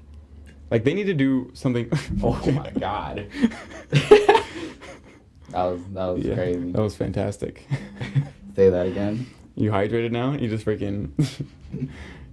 I got so excited about the conversation and drinking water that it just like splashed all on my face. I know, it's like Splash Mountain out here. you look like have a dolphin out there. Like, you know what I mean? Like, oh, I know what you mean. Oh yeah. It's like I went to SeaWorld. I know. The Splash Zone. Yeah, the Splash Zone, exactly. Waterworld at Universal. Some pirates out here. Pirates of the Caribbean. I don't know. Okay, we're going to Caribbean. Caribbean. Isn't it weird how we say Pirates of the Caribbean, but it's really Pirates of the Caribbean? Yeah, I don't know who thought Disney. It was that's the Caribbean right there. For sure. Have you watched any of those movies? I've never seen a single one. When I was younger, I had a I Spy type of book. Yeah. It was Pirates of the Caribbean. It was like a Where's Waldo, but it's like Find the Objects. Yeah. I only had that. I didn't watch any of the movies though. Do they even make those books anymore? 'Cause I feel like probably not. No, I don't. I feel like those died out. They got probably an app for it though. But there's an iPad app that kids are on. Are you gonna give your kids phones pretty early on, or like what's your? No, but I understand the argument for giving your kid a phone early. Really? Because I feel like I feel like if you give them their phone early, if they're in like any trouble or if it's an emergency, they have like instant like communication with you. Mm-hmm. But I feel like I saw a lot of weird things online growing up, and I had a phone pretty early on. Mm-hmm. I don't think I would want to subject my kid to any of that. Yeah. But also, kids are like 6, 7, 8, like having phones now, and they're like, if I have a kid and they're the only one with the phone, that's like, oh, you're like the weird kid who don't watch Cocomelon on their phone. Yeah. So it's like weird, but like I would want like some sort of like regulation. Maybe, yeah. With like screen time maybe. Yeah. Yeah, because I don't see like. I don't know. I got a phone pretty early on. I had a phone in like 4th grade. It was pretty early. I was like one of the first people in my class to have a phone. And I mean, I was have like an iPhone? Yeah, I had an iPhone. I can't remember. I think it was like one of the first ones too. It was. Ooh, I had so my first phone was a flip phone. Oh, my first phone was like a BlackBerry or something like that. I can't remember what it was called. Like a cheap little Sprint phone. Yeah, it was really cool. I felt so cool when I first got it. But then I got Pac-Man on there. Oh, bro. Yeah. Download all the little demos on the game. Yeah, my parents wouldn't let me buy like the $2 games. Yeah, but it was crazy. It was revolutionary. I was like, this is insane. But then my first iPhone I got was iPhone 4. That was mine too. And that was cool. I was one of the first kids in my class to have it, so I was kind of the cooler kid because of that. Yeah. And I think that I feel that I'm somewhat lucky to not be a weirdo now because of, or like maybe antisocial, because I was like addicted to it.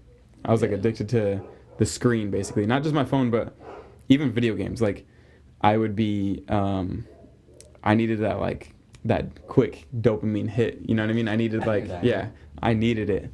And I remember getting like my first Xbox, first like PlayStation. I had a PlayStation 2, and then I got an Xbox 360, and then, bro, I just would not get off that. I was addicted. I'm surprised I'm like able to talk to people now. Like I'm surprised I'm social.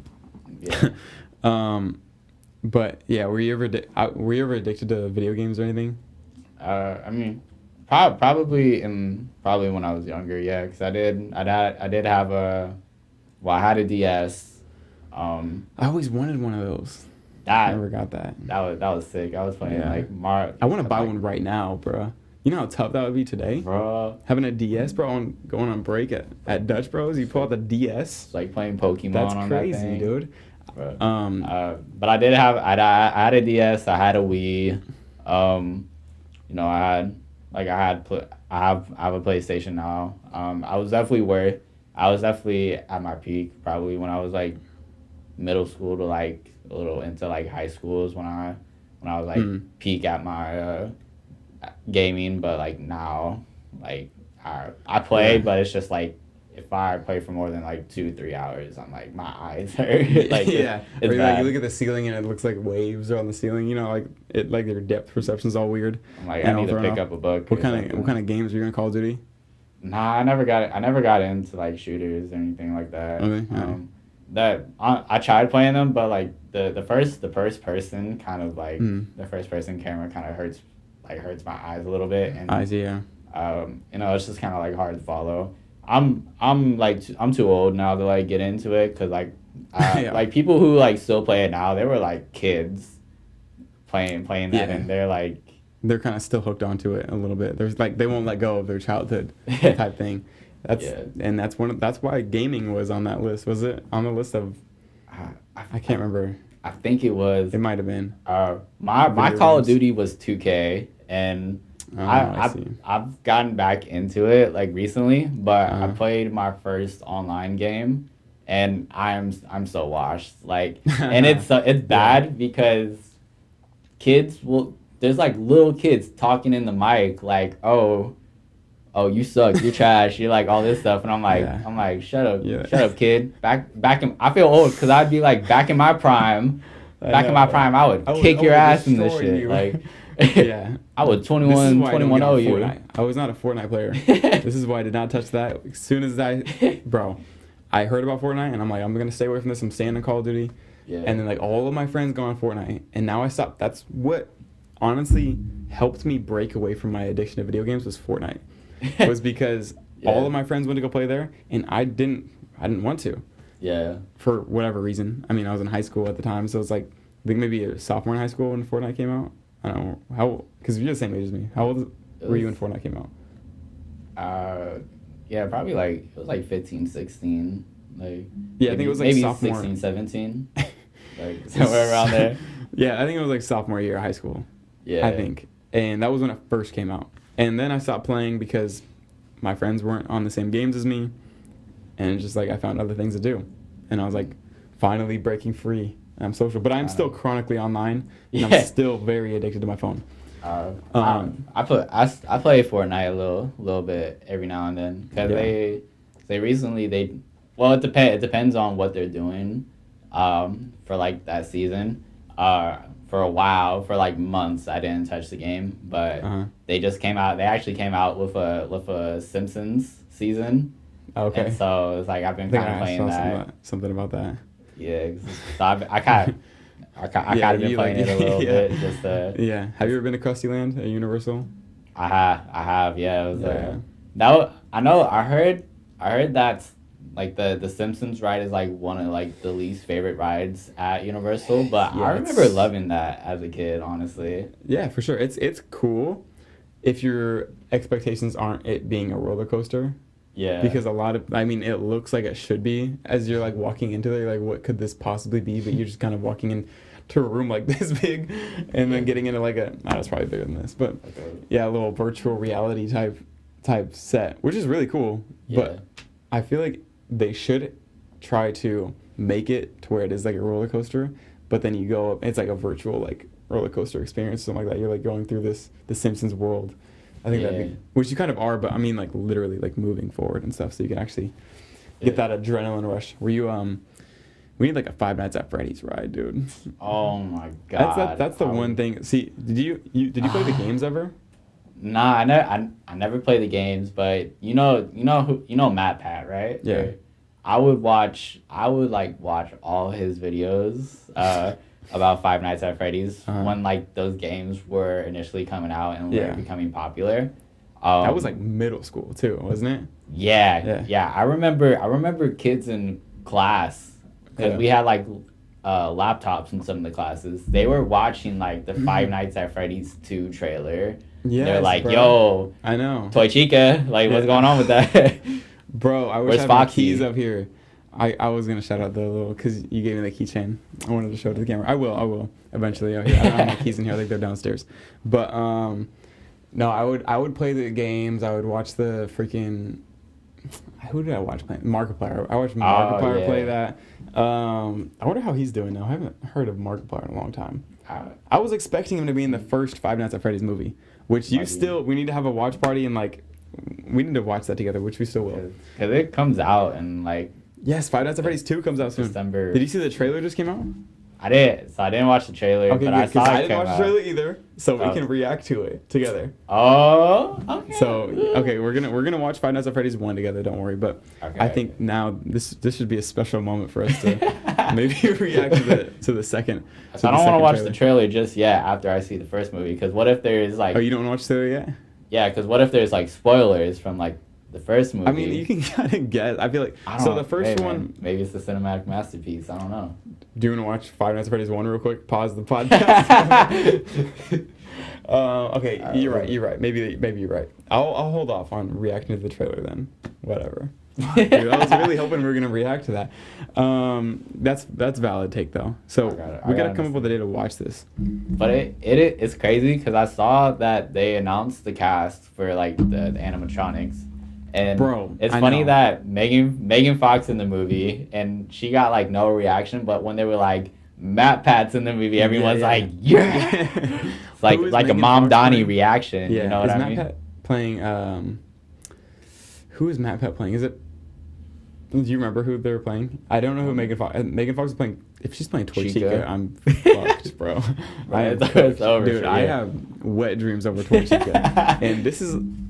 If I like run for office one day and this is gonna come up, I mean, look, I'm not being serious. If I'm running for office, if I'm not, bro, yeah, that shit got me like chokehold, dude. You're ever a CEO for a company? yeah, dude. This podcast might come from my neck. Hey, maybe you might have to edit this out. I don't know. Yeah. I think he's playing like Bonnie. It's like Bonnie or Freddy. It's one of those two for sure. I think Matt Pat was playing Bonnie, maybe. Let's look up. I'm curious now. Actually, I don't really want to look it up because I want to kind of be surprised. Actually, I want to be surprised. Yeah. The Pedro Pascal reaction to it. Dude, you know Shamar plays Marvel Rivals. I used to play Marvel Rivals. Bro, they've gotten to freaking Gooner Central now. They're like, have you seen the new stuff for all that? Miss Invisible. Every single female character is like loaded. Is honestly and Shamar's like, I got like 9,000 hours on Marvel Rivals, and I was like, dude, bro, how I know what kind of man you are. Like you freak, dude. Bro, that should be illegal. It is crazy. Cause some of those skins, I'm like, they know what they're doing. I know what you're doing, bro. It ain't gonna. I'm not buying that shit. Cause I'm not putting any money into that game. But like, I know what you're doing. You want to though. That's deep down. You gotta control yourself a little bit. I gotta be a better man than that. You know. I know exactly. But I stopped playing that game because it was like pissing me off because people actually started getting like really good at the game, and I would go. Like, when I was playing, I'd play for, like, a couple days, and then I would take, like, a week off, and then I'd hop back on with my friends. And I don't know what happened during that time. I think it was during the summer, so I think my theory is that there was a lot of kids that were on that just, like, happened to get really good at the game. And And that like pissed me off because I'm like, bro, I'm just trying to have fun. I'm trying to like win a couple games. Why not just and play I'm on Overwatch? like a 15 game losing streak. And so Damn, bro. I had to hang up my boots. Yeah, why don't you just go on Overwatch? I feel like Overwatch is like the same thing, isn't it? Overwatch, Overwatch is like the OG Gooners for real. Bro, like, yeah, it is. I'm sure if you go on Pornhub right now, Overwatch is still like top Overwatch 3. has to be top 3 like hentai, anime type stuff. I couldn't honestly. I never watched it. I never watched it. I just want to make this clear. I just all I've heard. I've never played Overwatch. The most I've heard about Overwatch is like how fucking popular it is in like the porn community. It's crazy. I don't think that's not like. I think watching like animated porn has to be worse than watching regular porn. Because I agree. Yeah, like, everything is even more like glorified and like exaggerated even more. Like it's already exaggerated in the porn industry as is, but once you get into animation and stuff like that, dude, that's just whatever your mind could come up with. That's like the animator. Bro, imagine being an animator for that shit. Like, all right, let me think of like how can I make this as eccentric as possible? Like, dude. I could imagine like Jeff Goldblum being like an animator. Oh yes, sir. Let's draw Marge Simpson like this. You know Sparrow. Do you know the show Invincible, right? The show. Don't tell me that's on Pornhub. No, maybe, but so they would come out with these like teaser trailers, right? And teaser, all right. Hold on, wait. And so it'd be Invincible. He'd be sitting in like their version of like Burger King or whatever, and he's talking to another character, and it's like well done. The studio that makes those like teaser trailers like make like cartoon porn, and I don't know how someone I don't know how someone figured it out, but like the day that came out and that. Amazon was like contracting like porn studios to like come up with these like these trailers for them. It blew up on Twitter. That's crazy. With like that fan base, and people were like, "There's no way this is like a thing." Dude, that's now. crazy. Did you ever watch you watched The Boys? Obviously, did you ever watch like the animated version of it, or is it a comic book, or is there an animated version of it too? I can't remember. So they do have a comic that came out before the show, and they did have the anime. They did have an animated show, but the animated show, I don't think it was canon to like that universe. I think it was just a bunch of like one-off stories. You gonna watch season 5 when it comes out? Yeah, I think it's the last season. I think I'm gonna watch it just to see what they got, cause I really hope it's not just shock stuff. I think we talked about this briefly, but like they're leaning so far into like trying to make this the most, like what's even the word for what they were looking like shock value type content. Like they're just like making the most gore, crazy, like messed up. Yeah, just like what are they doing? Like how could a human mind come up with this? Yeah. I hope it's not that, and that it's actually just like a good plot with that attached to it. Like that needs to be like an accessory to a good plot, not the plot itself. Because I feel like the last season, and maybe even the season before that, it was like kind of driven by shock. Yeah. And a little bit of good plot. Like some episodes were like, okay, this is kind of interesting. Yeah. But majority of it is like just a blow away train. Yeah, it's just like some crazy shit. Like, what are we doing? So I really hope that they end it well. Yeah. I've seen a couple I've scrolled past all the theories because I always see like what might happen in season 5, how it's gonna end, and I'm like, I try to scroll past all that stuff because I don't want to. I try to stay spoiler free, which I respect on your part for not wanting to watch the Five Nights at Freddy's trailer without watching the first one. So I can respect that. That's why I'm okay with it. You see the vision? I see the vision for sure because I'm a spoiler free kind of guy. I almost don't even want to watch the the new Avengers trailer because that one comes out. I think they came out with one. No. I think they're announcing they announced like the release date is going to be when Avatar comes out in the theaters. So it's going to be like I didn't even know they're making another Avatar. Bro, they're supposed to make like 5 more of those movies. I don't know a single person who's like, that's right, I love Avatar. Bro, the first one was cool, but like the first one was honestly revolutionary. That was like this is awesome. Yeah. And then like the second one was just to milk it and get some more money off. It's like, okay, come on. Like what do we I don't know. Did you watch it? I remember watching the first movie when it's kind of funny because I remember watching the first movie with my mom when it came out. She said we were watching Avatar, so I thought we were watching the Last Airbender. Yeah. I always got those confused too. So I went into this movie theater thinking like, okay, I'm gonna see like Aang and like Zuko and like all these guys. Right. Then I see like all these blue people walking around. I'm like, what the hell is this? Yeah. And like I remember liking it. It was just never a movie that I'd ever want to like come back to. I've only watched it like once or twice, and that was when it first had come out. And I think they were both times in theaters, and it was like, it was cool. Yeah. And it was like the animation or the CGI was really good, especially for the time. And the plot was interesting and all that stuff. And I mean, I can't tell you the plot of the movie. Like I can't really remember it anymore. I think it's just the concept of like having to be an avatar into something and transferring your like consciousness or your soul or whatever into another body is cool. Yeah. Like that's a cool idea. I don't know. I think The Matrix still stands on top for me. Like for those types of movies where it's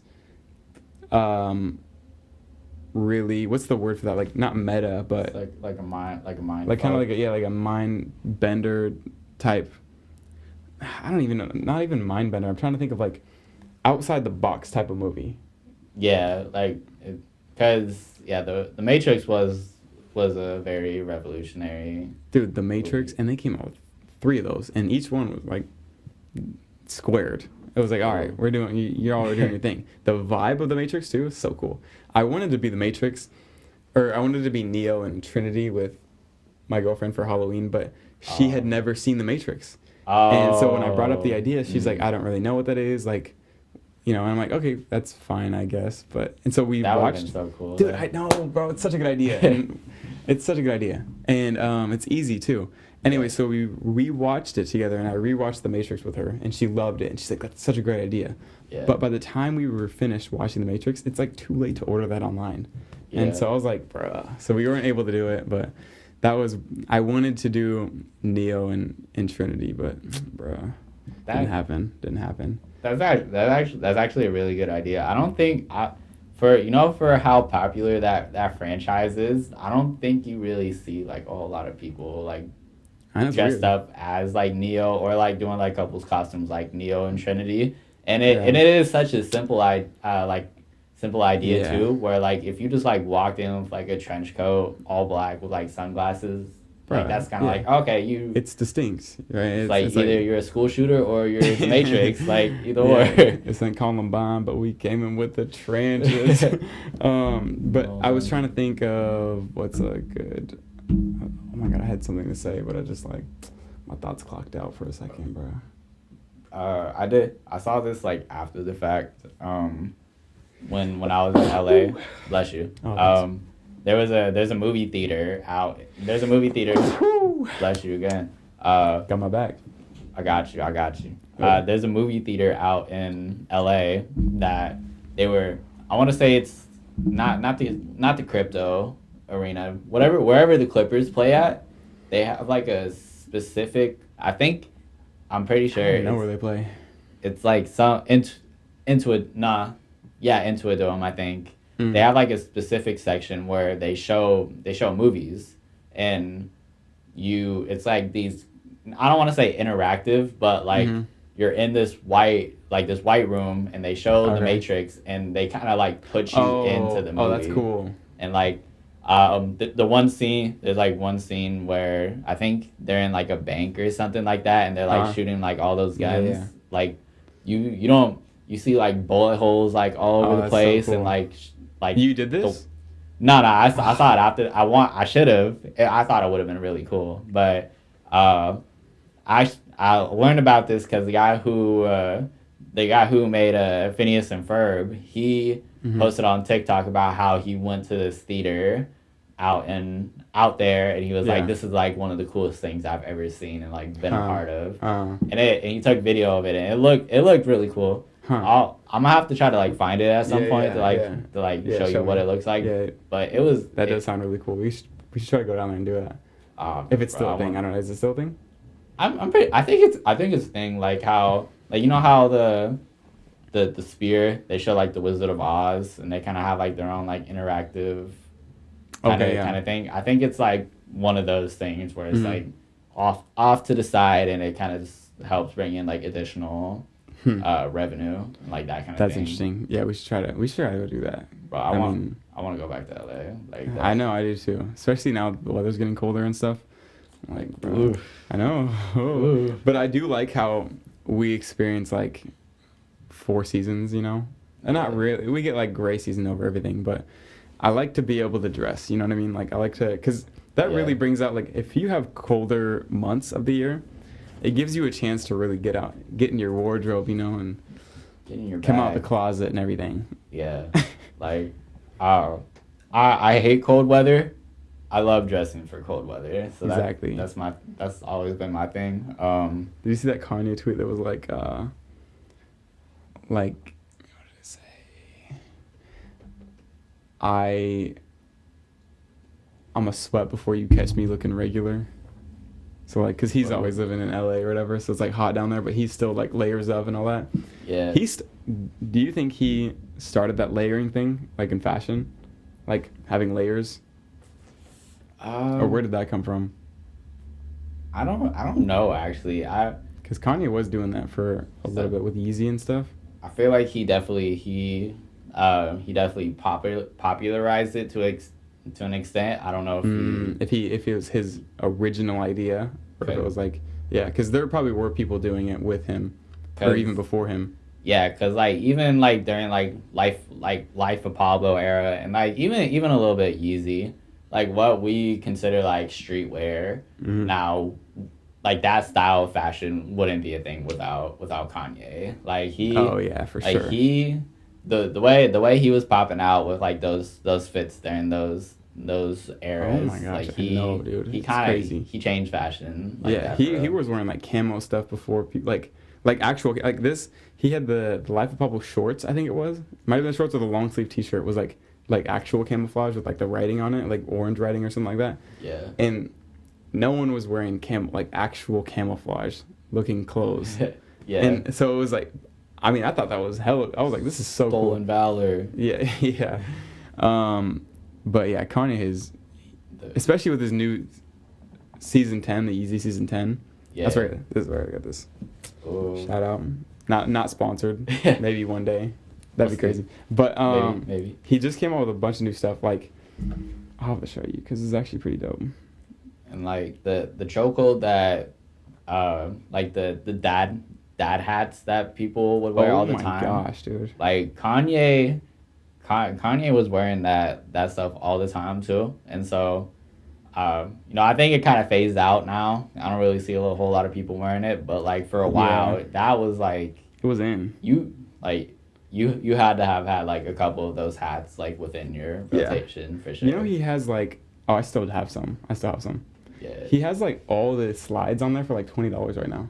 Here, you can just scroll through it for a second. It's actually like he has some cool stuff on there, but almost every colorway of the slides is like $20 on his website right now. Oh damn, $20. Yes, bro. Damn, that's kind of sick. I'm actually kind of looking at some of these things like. I mean, some of them are kind of weird. Some of them are Yeezy outlandish. Like, okay, that's him trying to experiment. Some of them I'm like, I would get those. There's a black one of these. Yeah. And that one's tough because it says crew on the back. I don't know why it says crew on the back, but like it just sounds cool. Are you going through my search history now? Nah, I clicked on that. You saw the hentai on there? Oh, no, I'm playing. You watching that? You got that Overwatch porn on here? Overwatch Toy Chica collaboration. Now we're talking. But yeah, I like the black one of that. That's so dope. That is pretty cool. That is pretty. And bro, yeah, I might get another one of these. Not gonna lie.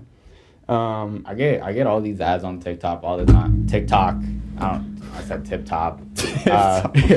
I get all these ads all the time on TikTok where they're like, oh, these are these are like Yeezy clothes, but when he did the Gap collab, like a long time ago, and it's like they're like super cheap now, and it's like you got to be lying. Like these are either like knockoff or they just like mass produce that thing to like to a T to where all of a sudden it's on TikTok now. Yeah. I think it's probably just like a knockoff, but yeah, probably. I mean, it's interesting because like I think I was talking to Kyrie about this on our podcast, but he talked about how shoe culture is kind of falling off a little bit.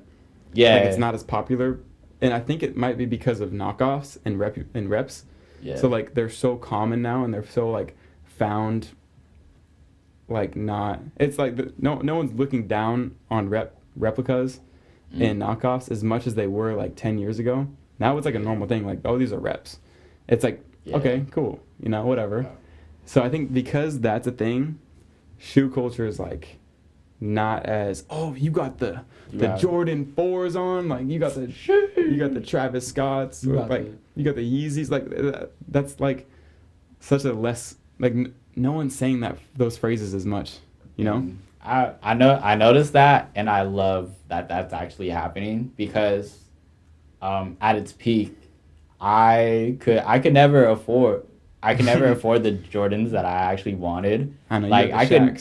Yeah, I could never, bro. I could never afford like 3s or like 11s or 4s or anything like that because they were always like $500-$600. Like they were on. So it's unnecessary too. Much. It was unnecessary. Yeah, now I can get now get some get Yeezy slides for $20 that were once like $300-$400. Yeah, I can buy. I guarantee you, I could probably go online right now on like Goat or something like that, get some Jordan 3 like black cements, and like I could get them for under like $200. Yeah. Like if I really looked hard and like found like a viable actual source, like you can get some real ones for like hella cheap, and I love that because those are all the shoes I wanted in high school. I know. And I still want them now. And I would get, so in high school, I would even like go find some replicas of, and it was harder to find replicas. So I was like really digging through the internet trying to find these. And I found some and I like got like the fake Yeezys and I would wear them. But like so I had 2 pairs of fake Yeezys. One pair looked good and the other pair was like, this is like some knockoff shit. Like those are Feezies is what like Feezies. Yeah. And wait, which ones were there? I had they're both, one of them had the 350 stripe. It was like the orange one with like the brown or gray. The beluga colorway, I think they're called. Bro, I wanted a pair of those. I know. So those are the good pair. That was the good pair I had. The other one was the pirate black, like just the V1s. Yeah. Hella fake. And I mean, wore them anyways. Like I was in like 8th grade or whatever. Yeah. And I mean, people knew though, and you get it made fun of. I was like, damn, I'm not wearing these anymore. Like, not my Feezies. Yeah, I know. But the other ones looked really, they were spot on. So I was chilling. There's something I want. Let's see. This is off topic. There's this idea that I have that I want to do with the podcast. Like, I low-key want to go, like, not debate with people, but like come up with some kind of like interesting moral question, I guess, and have like like sit down, right? Maybe I'll bring this table or something, and like with a plant, and like not like low key like Charlie Kirk style, but not political. I don't want to talk about political stuff. It's like just like maybe stuff like that would be maybe controversial. Daughter. Yes, exactly. Because so many people like low-key lashed out on me on that. I was like, damn, bro, like really? I got heat from that, bro. I genuinely got heat from that. Honestly, in person, like people would come up to me like, damn, bro, like why would you ask that question? My mom, like, bro, I watched that podcast. I love that podcast, by the way. Appreciate it. Love you, Austin. Oh yeah, Promote shout out me. Austin. Shout out Austin. But no, like honestly, I don't like it. Sure, it might be a dumb question, But I think It's the what way it that is. it was answered and the way that it was handled after the question was asked, I felt like was handled very appropriately. Because Especially on Austin Austin's could have part, dude. taken it way Yes, further, he could. but he was like He he laughed handled it off. he laughed it off and he was like, "Hey, if I had a gay son, I would be okay with that." Yeah. And you know, like he had it was handled very well and it could have taken a left turn For very sure. quickly. Yeah. But ultimately that's just kind of like, But that's why I it feel was like that's interesting just to how ask. you like, that's like the shit you joke about too. So, Exactly. like, Yeah, I think you know my intentions from the get-go, especially the way I go about asking the question, and then even the reaction afterwards. You know what my intentions are, and when you have good intentions, I think you have a like kind of this almost a free pass to joke about things that not everyone is allowed to talk about or joke about because your intentions are pure. You're just joking. Like I'm not trying to offend anyone. I'm just like, because do you think that there's anything that's off limits like you cannot talk about as like let's say a comedian? It I think it depends on who the comedian is because Exactly. Because there's a way I think there's a way where you can do it where you're not punching down on if it's like a minority community or like someone like a community that's like displaced. They're like, let's say like Bill Burr makes a joke about like Palestine or something. Okay. Like if he's just like, oh, making fun of like Palestinians for like dying and shit, like, and you're like punching down, it's like, okay, like, but what are you doing? Okay, so what if he does it successfully and it's funny? Like he does it. Props to him, I guess. But like, there's I feel like there's always a way. There's a way where you can make a joke about like any situation as long as you're not punching down and you're punching up at like it's like if you do a Palestinian joke, but it's like, oh, you're not making fun of Palestinians, you're making fun of like Israel, or I don't know how you would go about it because I would be really bad at making that joke. I mean maybe you could do it though. I think if you structure it right, honestly anything can be joked about if you do it right. There are people though that we know that will just say shit just to get the shock humor. It's like shock humor. But like that doesn't work every time. Like shock humor is good if you do it at the right time. I mean that's everything in general, like comedy in general. Like you have to have good timing with it. But with shock humor, like I mean, we know Robert at the window will come and say just anything to get a reaction or a rise out of people. And it's like, bro, like that wasn't funny. Like you can if you tried hard enough though, he could make it funny if he did it right. But the fact that he just doesn't. I don't think he got the brain cells for that. I don't.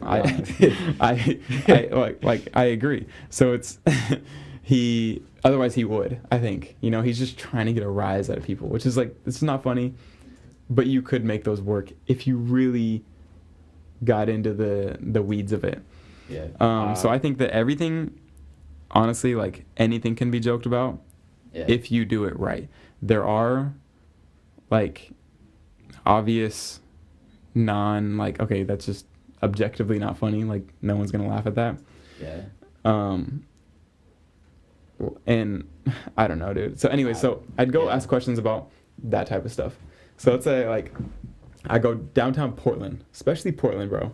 Okay. Let's say I bring a couple of chairs with me and then like a little table to sit in between, and I basically like have maybe a claim or a question, maybe a question. Okay. And I'll be like, maybe even that. Is there anything you can't joke about? Right? And then I could just basically just talk to someone about that for like a minute or 2 minutes or whatever. Okay, yeah. Things that could be debatable, but not political. Because I think politics are not fun to talk about, because they're just so objective. But everyone has a feeling on certain things. Like, I don't know. And I also think with like that kind of style with politics, I think it's like people will get like riled up by it depending on what the topic is, and bro, especially in downtown Portland too. Yeah, and also how someone like Charlie Kirk did it, he already knew the question beforehand. So if it was a debate, he's debating people who are coming up to the table who they might just gotten out of class and might not be like well versed on the topic. And like they didn't have time to prep for that debate, but Charlie Kirk had all the time to prep. So it's like hella easy for him to like kind of. It was hella easy for him to like destroy that argument. I do the same thing. I would prepare hella in preparation on the topic because I'd be, I guess, asking the question. So I'm gonna ask like whatever question I come up with, and I'm gonna be very versed in it.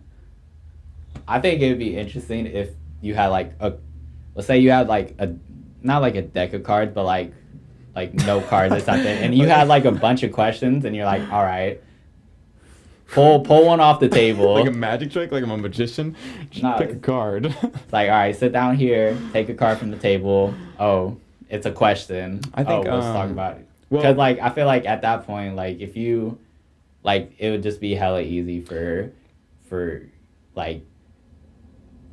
I don't want to say for you to like not to like to win an argument. Yeah, just to like win an argument. Oh, like, I think it'd be more fair if you both like just got the question and then it's like you both kind of can like talk about it. What if I go through all the questions? Oh yeah, I mean, like okay, so I think okay, I mean, what if there are topics too that are? I mean, I'm not stopping them from. I guess, what if I talk to like a 60-year-old man who has plenty more thoughts and time that have he's spent more life thinking than I have, and I'm like, all right, sit down with me. I'm gonna ask you this question.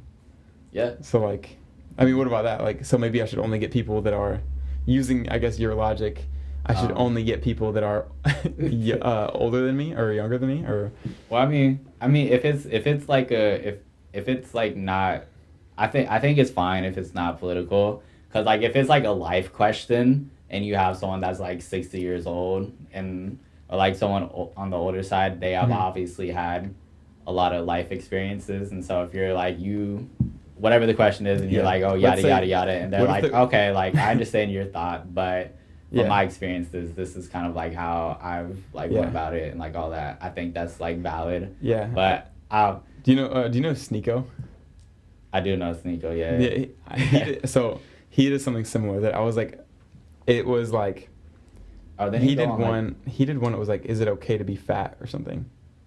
Oh yeah, like did he do them on like subways, or is that that was someone else? Yeah, no, I think that was him. Yeah. Okay. And I watched a little bit of that video and I was like, damn, this is kind of a good idea to go do, because especially in Portland, like people have opinions in Portland. Like they think a certain way, and if I went down there, I'm probably not going to do that question, because that's probably like, that's almost seems like I'm kind of targeting people and coming after them a little bit. Like, oh, is it okay to be fat? You know?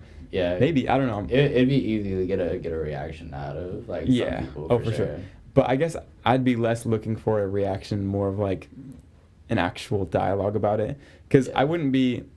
It would be like half debate, half like podcast. You know, because like I'm sitting down like, and we'll talk about this topic and see what you think, and then maybe I'll share what I think if you're interested. Type beat. Yeah. But it's the fact that I get down there and actually ask these like tense questions. I guess I just need to come up with a list of good questions. Yeah, I mean, I think it's worth to have like that discussion. You know, I just feel like there's like certain like criterias and certain ways where it has been done before, where it kind of can kind of be slanted, like, you know what I mean? Like, yeah, for sure. If someone is more educated on a topic than another person and they want to debate that person, even though that they're more educated on it, it's like, I for sure see that.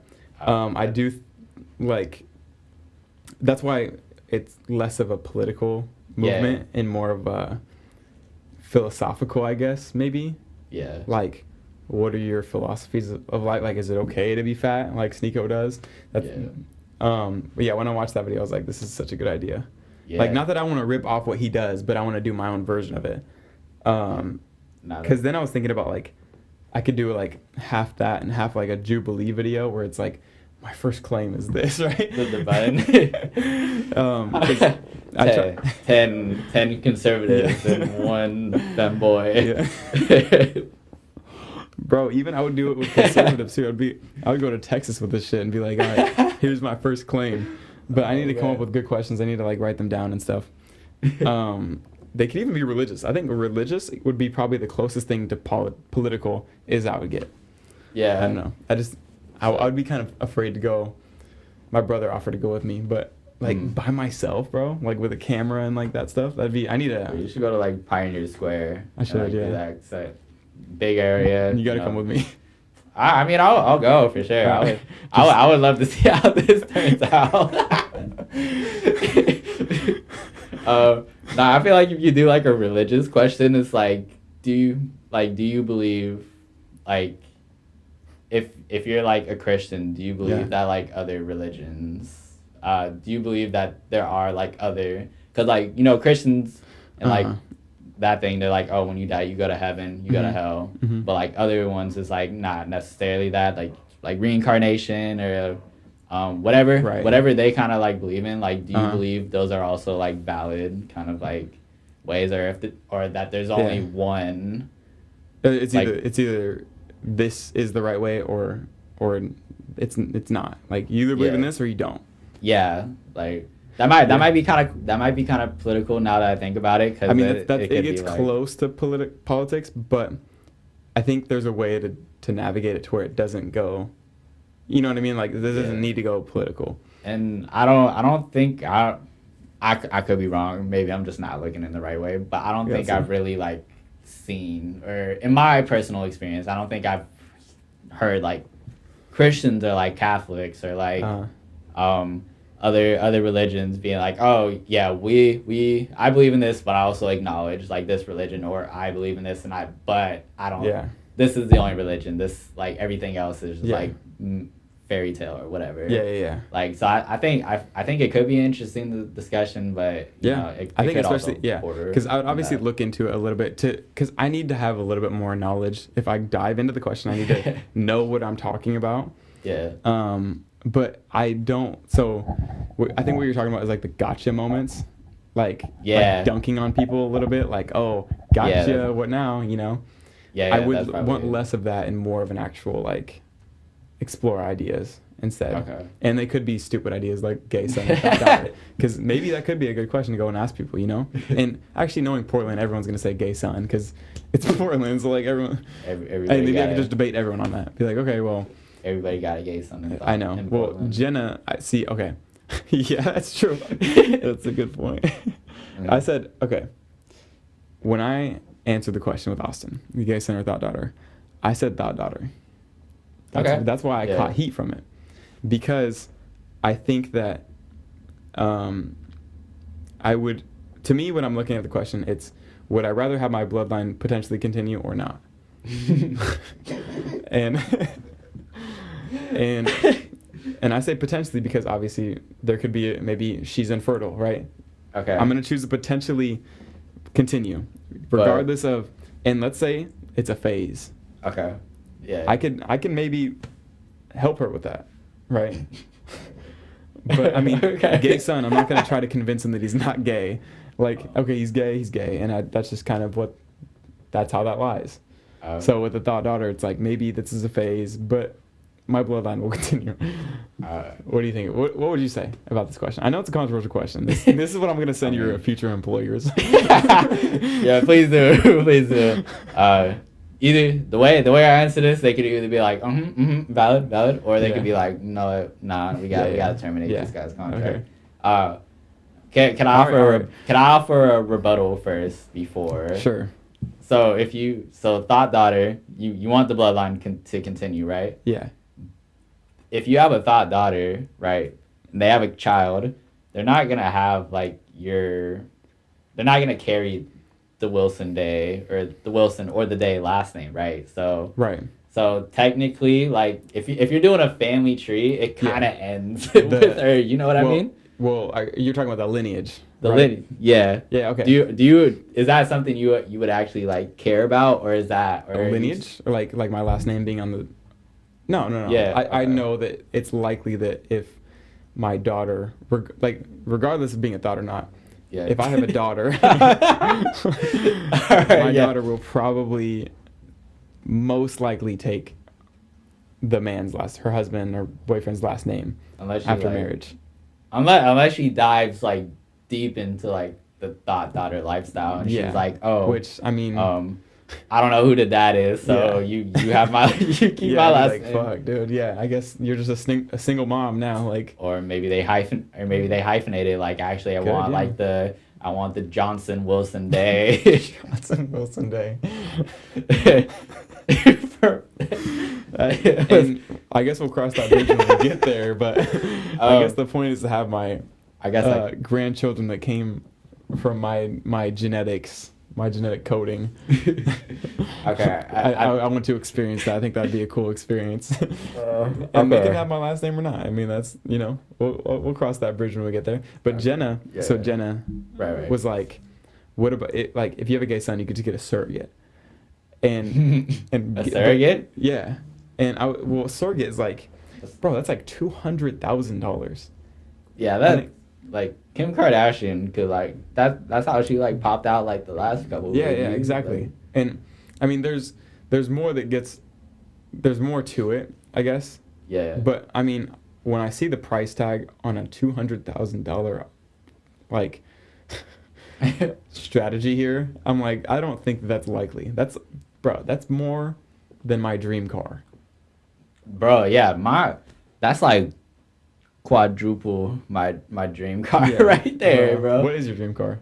A Camry. I would love to have okay. It's a Camry, which I know isn't like the flashiest. You're such a white guy, dude. Let me look this up. What? Toyota Camry, but it's a Toyota. It's reliable. The first car I ever whatever the newest model is, let's say 2025. But it's the first car I ever learned how to drive on was my mom's Camry, and I love that car. It's easy to drive, simple. It looks nice. Like it doesn't. It's not flashy. Even we're talking about dream car, right? Like if you can dream of having any car ever, and I dream. Not even the Batmobile. I dream of reliability. That's where my thought process. Hey, honestly, I'm not gonna knock you for having that dream. I mean, like mine is a Lamborghini, but okay, like I understand that the Lambos look cool too. Like they're but like I just feel like a lot of those luxury cars, they tend to break down so easily, and the maintenance for it is just kind of sure. You probably put more into like maintenance and like that type of stuff. If it like breaks down, then like you could potentially put into like actually buying the car. Mm-hmm. And so like I want my daily driver to be something that I can have for the long term. If 10 plus, let's say 10 plus years, like Cybertruck. I have a theory actually about the Cybertruck. Okay, go ahead. I've never seen someone in the passenger seat of a Cybertruck before. Interesting. Every time I've seen one, and I see them pretty frequently. Bro, I hate how frequently I see them. Not because I don't like the car, but because I don't like how many people have my second dream car. Hey, if you ever get it, you might be the first person to have someone in the passenger seat of a Cybertruck. Yeah, thank you.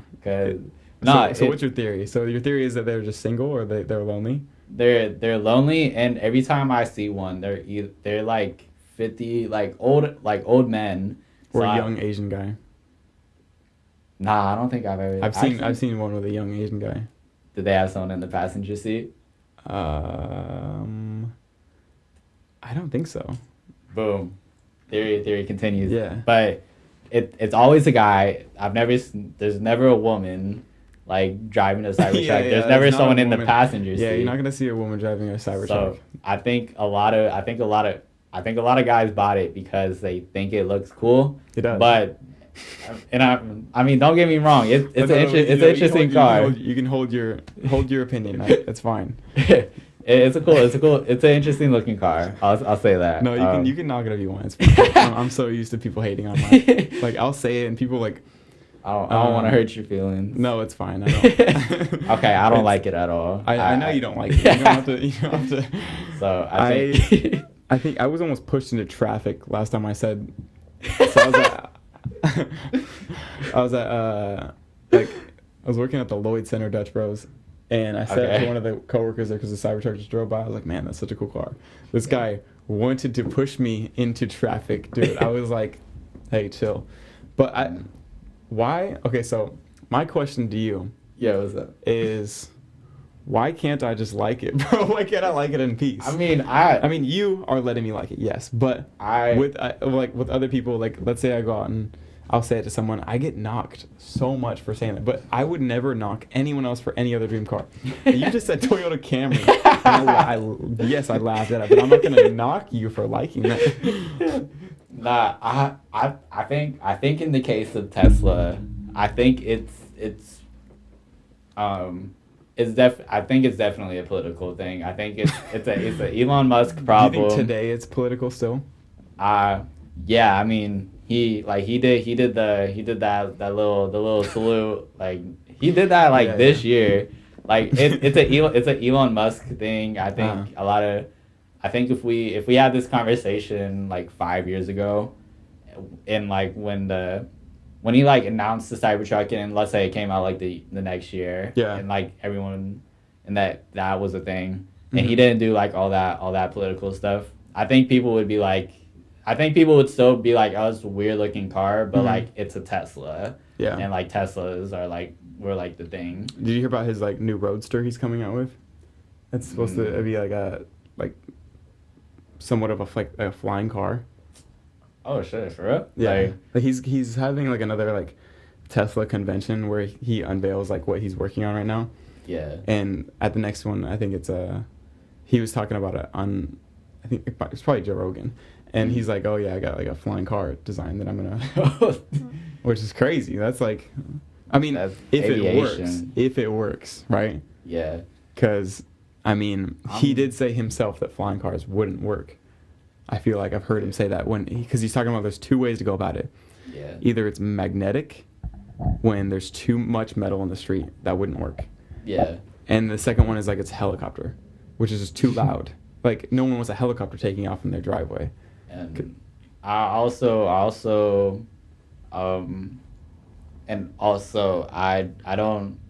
don't know if we really want like the flying car is an interesting topic for sure, and like you know, I would like to see a flying car, but I don't know how that regulation's gonna go about, you're talking about like air traffic, like how are we gonna come up with new laws for like, it's no longer kind of two-dimensional, we're like now going up and down. It's like three-dimensional now. And like how does that affect like airplanes and all that? Is there like a certain like height, elevation you can reach, or like how do you like control air traffic? Is there like something you can't like some certain things you can't drive over or something like? It's just weird. So I'm really curious to see what he's gonna come. Do you also got to get another do you have to get like a pilot's license for that or something? Like it's crazy. He's just allowed to go like work on this stuff, and like the government probably just has to keep up with him. Like, isn't that weird? It's like, okay. Okay, cool. You know, he could be like the first trillionaire. I think I read something about that. That's like a headline or something. I know it is crazy. 1,000 billion. Do you think we're gonna see people go to Mars in our lifetime? I definitely think that's a possibility. I don't know. I think we can do it. I don't know if we want to do it, because I feel like with the moon, we had like political reason to do it, because we were like, oh, we got to beat the Soviets. We got to get there first. Yeah. Granted, maybe there's like some space war I don't know about, but I feel like there just isn't like a reason. Or a reason, or like an urgency to be like, we gotta get to Mars first, like, you know. Yeah. But I think it's possible. I think we can do it. I mean, we've shot like so much stuff up to like Mars at this point that it's you might as well send like a person or someone up there. Yeah. Or like at least one of the Tesla bots or something, like a robot, because that would be smart if he sent maybe like a ship full of his robots to go build stuff for us, and then we can fly humans there, like to maximize safety for whoever wants to go. That'd be actually a good idea. You think he has to be thinking about that stuff? He's like, okay, I'm gonna make Tesla bots, or like have you seen those? Like the human looking robot things that Tesla has? That shit scares me. I know, it's weird. I don't think I'd ever have one in my house. Like, what if you had one like, bruh, okay, hear me out on this. I would buy one, and then I would have it get a job at like McDonald's or something. Okay. And then I would be getting paid through this Tesla robot's labor, pretty much.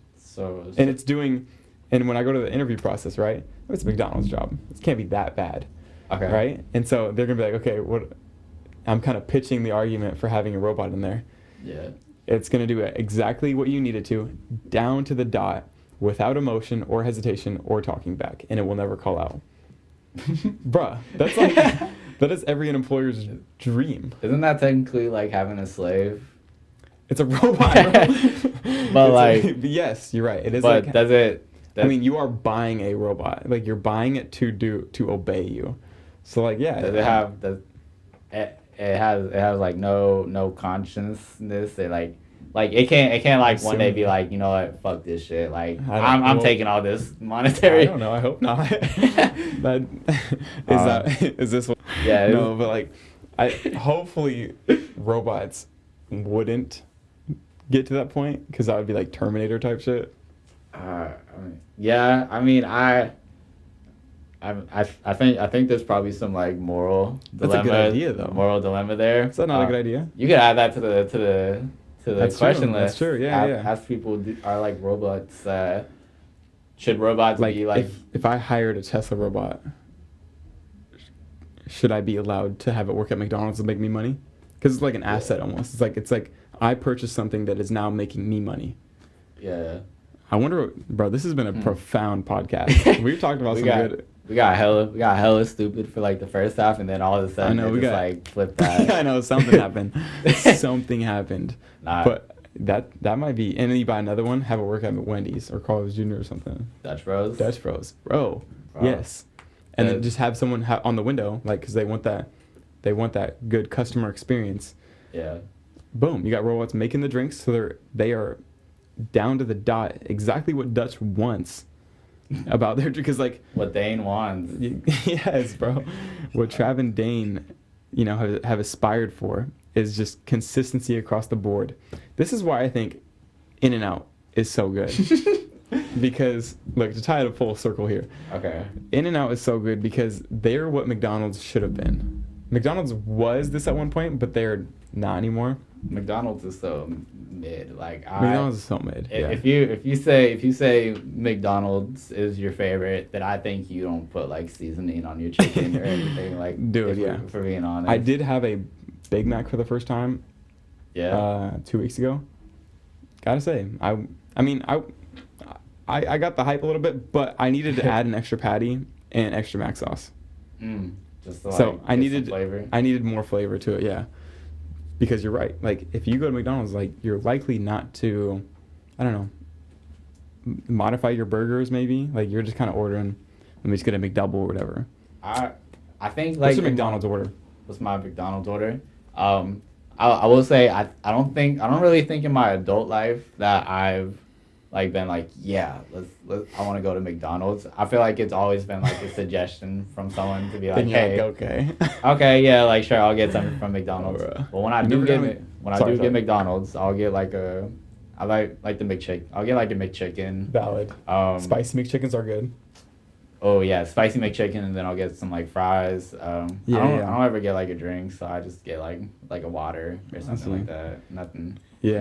Nothing too crazy, but like it's. I don't know. I feel like I get it. I'll switch it up sometimes. But you've never gone to McDonald's by yourself? Not that I can remember. Wow, that's actually impressive, dude. Like I was talking to Austin about that because Austin says he thinks people like shouldn't DoorDash McDonald's because it's like, for one, you're getting a really unhealthy food, and then you're also having someone bring it to you. Like, you are being so lazy that you can't go get something that unhealthy yourself. Like, you're just gonna hermit inside your house, which I mean, it's a valid take. Like, having DoorDash will will do you harm, I think, if you use it too much. If you overuse DoorDash, yeah, you're probably pretty lazy. I mean, but that's just, if you have the money for it, then, I mean, who's, if it's not a problem, if weight and laziness isn't a problem and money, then what's stop? I mean, I don't see what's wrong with it at that point. I have DoorDash. I haven't like had anything delivered to my house. Every time I've like DoorDash something, I've always like picked it up. Yeah. And I genuinely kind of think it's DoorDash is kind of a scam.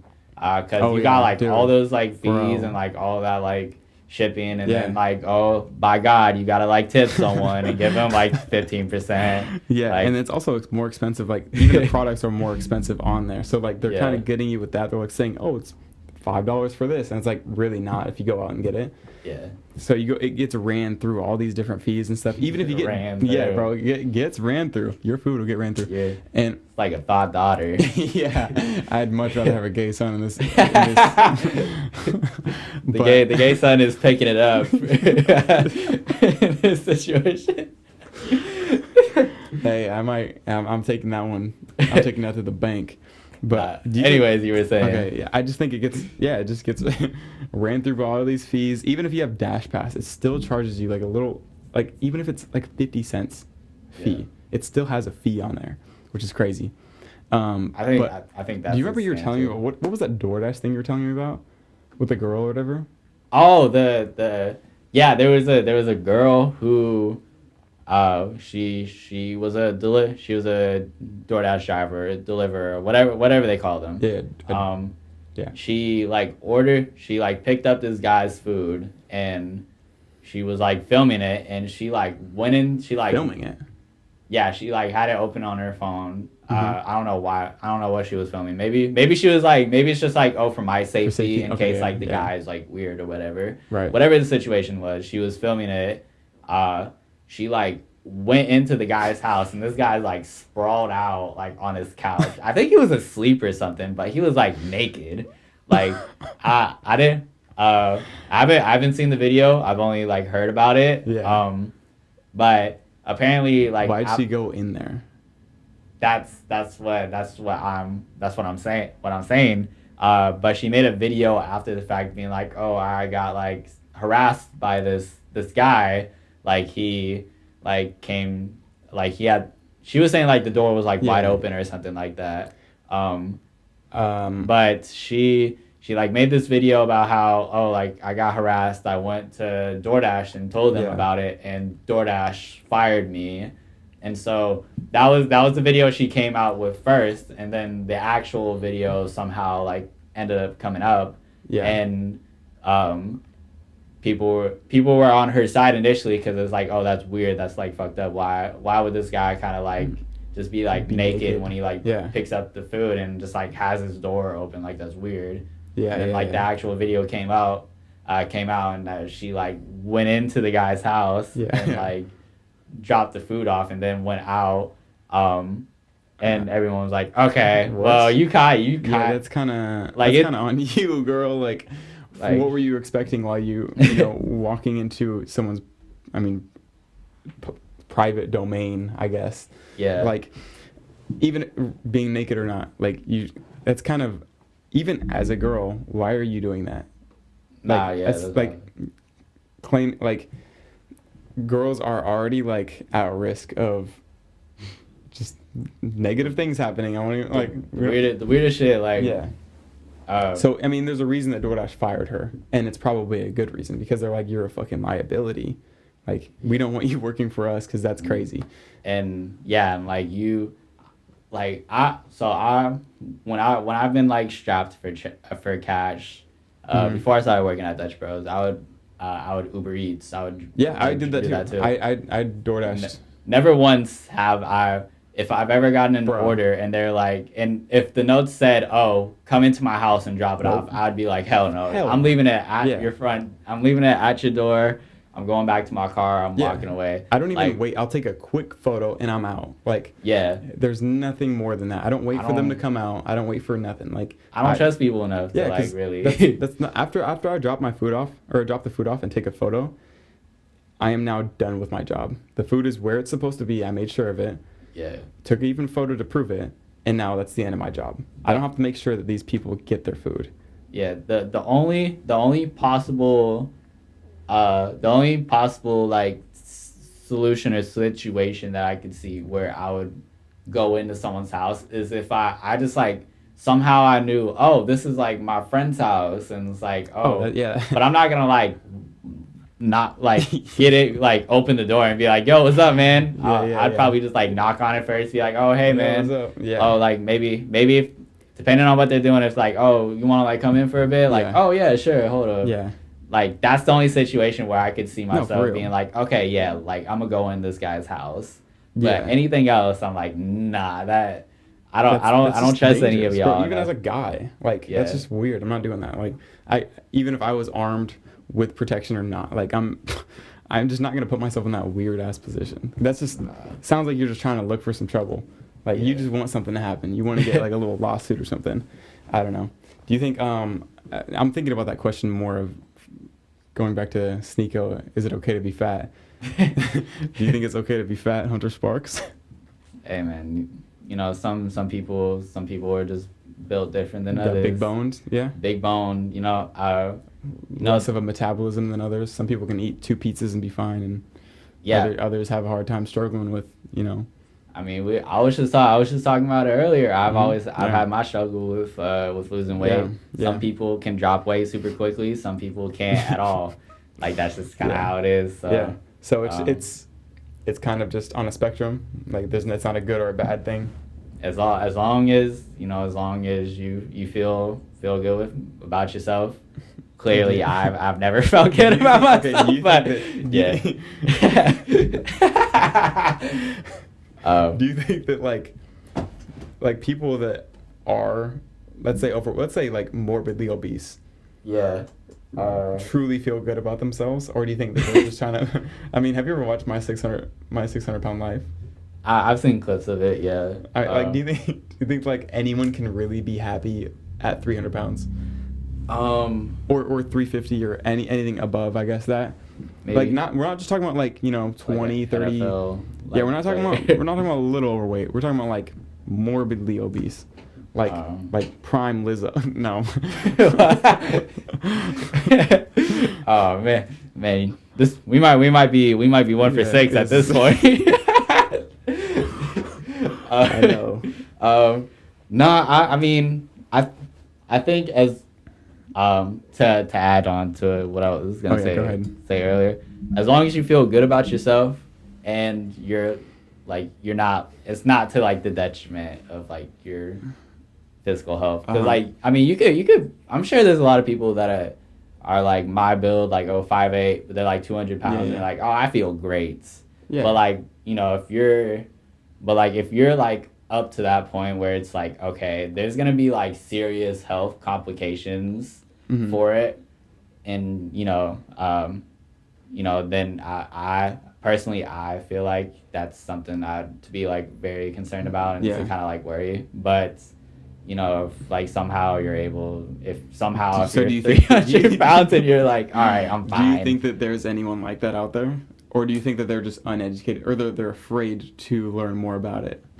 Or like maybe even check, because you know how like, so sometimes I'll go a couple months without checking the scale just because I'm honestly avoiding it, right? Like I don't really want to check it. You don't Not that I'm like I need to, maybe I do, I don't know, but I'll go a little bit without checking it, and I kind of have to force myself and bring myself to the scale to make sure that I'm still doing good.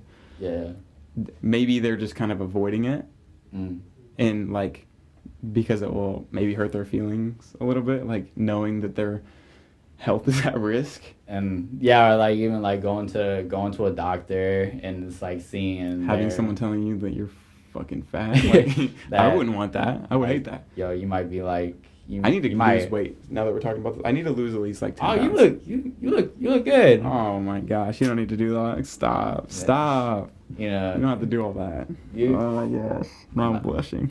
But nah. What were we talking about? But nah. I mean, like, I definitely think that's a factor. I think there are probably a lot of people who don't want like that like moment where they're like, oh, there could be something seriously wrong with how I'm living.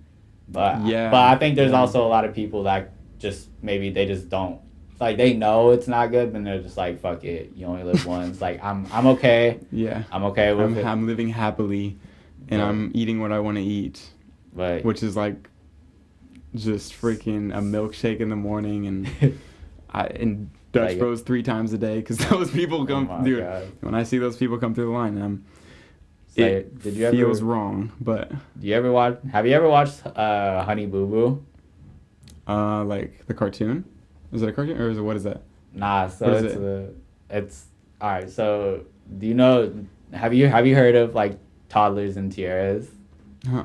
So it's a spin-off of that show. Toddlers and Tiaras was like it was like a reality show where TLC did it. And they would follow these kids who are like competing in beauty pageants, and one of the kids that was on the show was named Honey Boo Boo, and she was like a very popular character on the show. So TLC gave her a spinoff where she was with her family, and it was like their day-to-day life, whatever they were doing, and then she would also compete at like these pageants or whatever. Right. They would show what they were eating, and it was like genuinely like some of like the grossest shit I've ever seen. Like mayonnaise like plastered on like a bunch of different foods. I don't like mayonnaise. I'm not a mayonnaise kind of guy. Like, not what I'm saying, like I'm not that, but I since I was a kid, like I would prefer no mayo. Yeah. Like, because I had so there was like a Miracle Whip or whatever, you know, the Miracle Whip brand. I thought that was the same thing as Cool Whip when I was younger.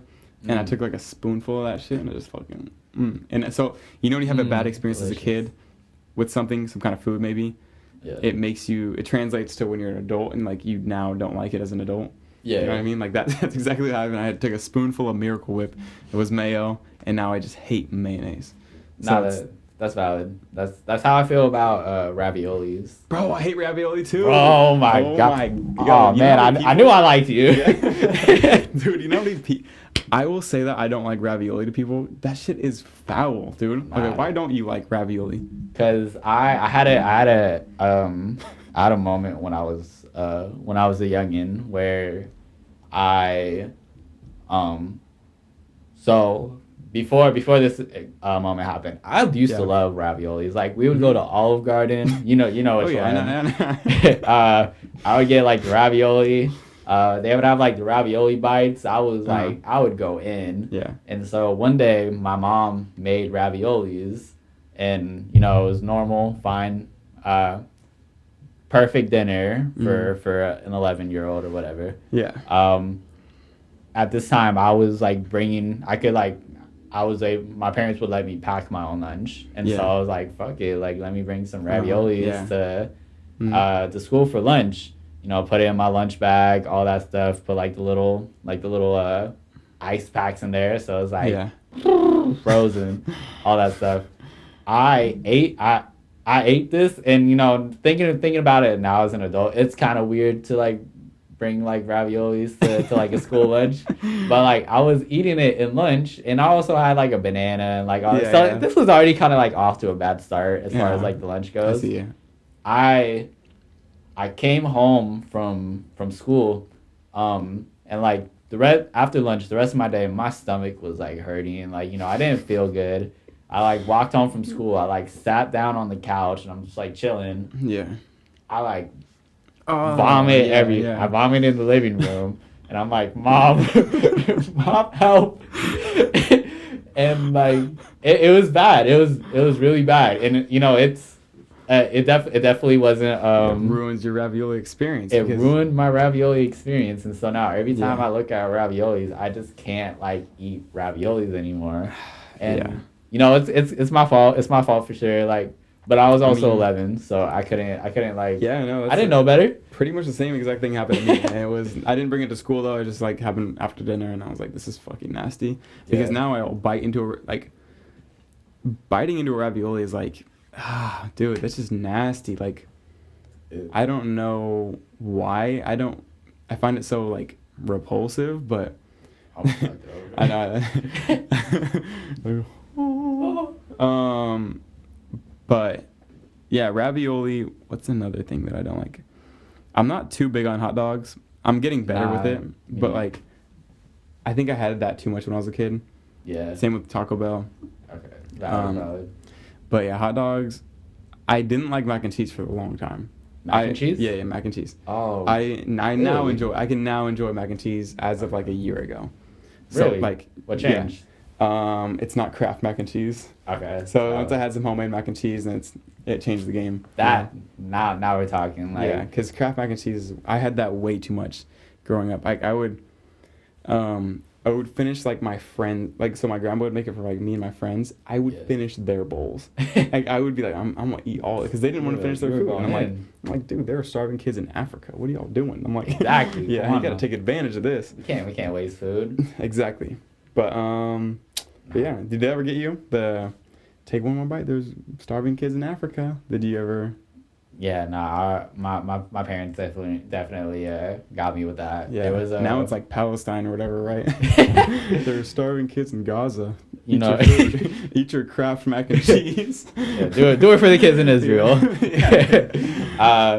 My parents would do that, and then they would also I remember when I was a kid, my dad and I watched this documentary about Tupac. Unrelated to mac and cheese, but I swear it connects somehow. It's like, where are we going? It connects somehow. And so in the documentary, they talked about how Tupac was like so poor that he would wear like girls' clothes because that's all like really like girls like hand-me-down clothes. I'm reading a book about Tupac right now. They haven't mentioned any of that. They just It's trying to avoid. He's probably like, do not tell anyone about that shit. Well, I mean, he's dead, so I don't think he really has to say. I don't think he has to say per se. Yeah, you're right, my bad. But we watched this documentary, and to kind of like guilt trip me into like finish my food, they would do like the starving kids in Africa, but they were also you got it better than Tupac. Are you wearing a dress to school? Yeah, I'm like, nah. But like, I low-key kind of thought it was funny that he wore a dress because I was a little kid. It was like, oh, like a boy wearing a dress. Yeah. Like, what do you? That's funny as fuck. Not just a boy, but Tupac. Legendary hip hop figure Tupac wearing a dress to elementary school. Thug life, like no, for real. Yeah, all that like that's your goat. That's the best rapper of all time. I don't remember Biggie wearing a dress. Exactly. But no, they would like double up on that, and this was like my dad was a big Tupac fan, so I was kind of like getting into it, and so they were like, hey, your favorite rapper, Tupac? Well, he had it worse than you, so you should like feel bad and like all that stuff. And that is just crazy, dude. Nah, I'm gonna start saying that to my kids. It's like, you have it better than Kendrick. Listen to Good Kid, Mad City. You'll learn all about it. You had it way better than Kendrick. Pimp a Butterfly. What do you know about that, young one? Nah. Young blood. I think it would be more effective. Eat your mac and cheese. Eat them ravioli. Eat that shit. I think it would have been more effective if my parents were like, LeBron grew up poor. Yeah, he grew up in Akron, Ohio. You know where you are right now? Finish your ravioli. Finish your hot dog. No, LeBron didn't know his dad. Yeah. You have two loving parents in your household. Finish your potato salad. And yes, eat the raisins. Yeah, eat the raisins, white boy.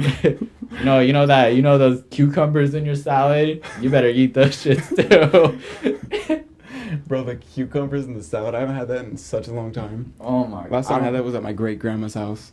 That's the only people who put cucumbers in salad are like old people. I know. You know what's crazy? And raisins. Yeah, dude, I know. That's like I half the food I had growing up, especially at my grandma's house, I wouldn't I've never experienced ever again. And they're like, you need to eat this, and I'm like, like they're like, it's good for you, and I'm like, dude, today as an adult, I've found 10 times better food than that. That's just as good for me, if not better.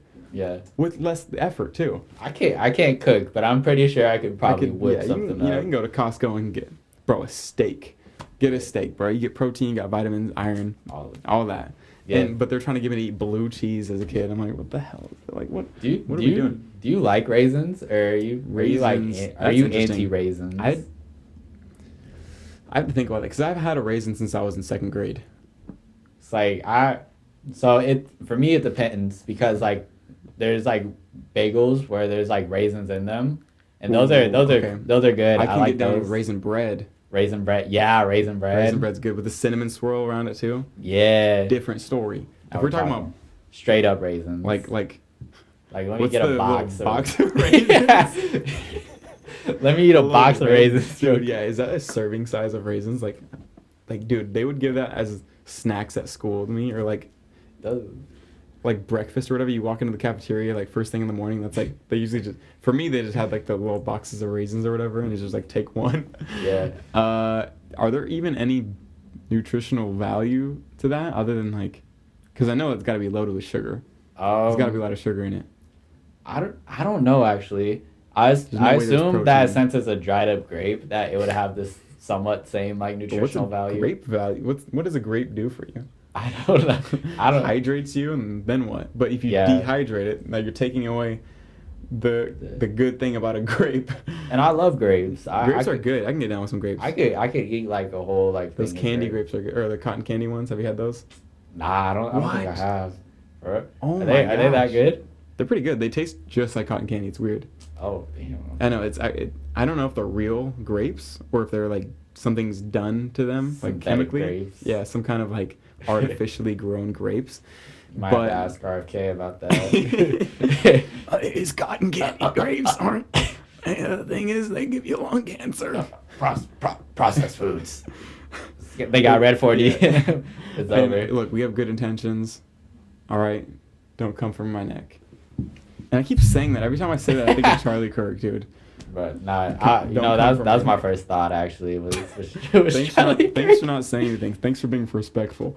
Yeah. Well, I just said it, so I kind of ruined it. But yeah, it's fine. It's fine. Yeah. Oh, look, you were being respectful up until now. No. Let's see what time we're at, dude. It's got to be above 2 hours. I feel like we've been going on for like forever. Shit, like almost 3 hours. God damn. All right, we can. You good? Are you happy with this? This is a good podcast. I like this one. Nah, I feel like we definitely. We touched on a lot of topics. All right, well, it's been a pleasure, Hunter Sparks. Hey. Good seeing you. Left-handed handshake. How about that? You don't find that every day. Oh yeah, you know me. I'm left-handed. Good to see you.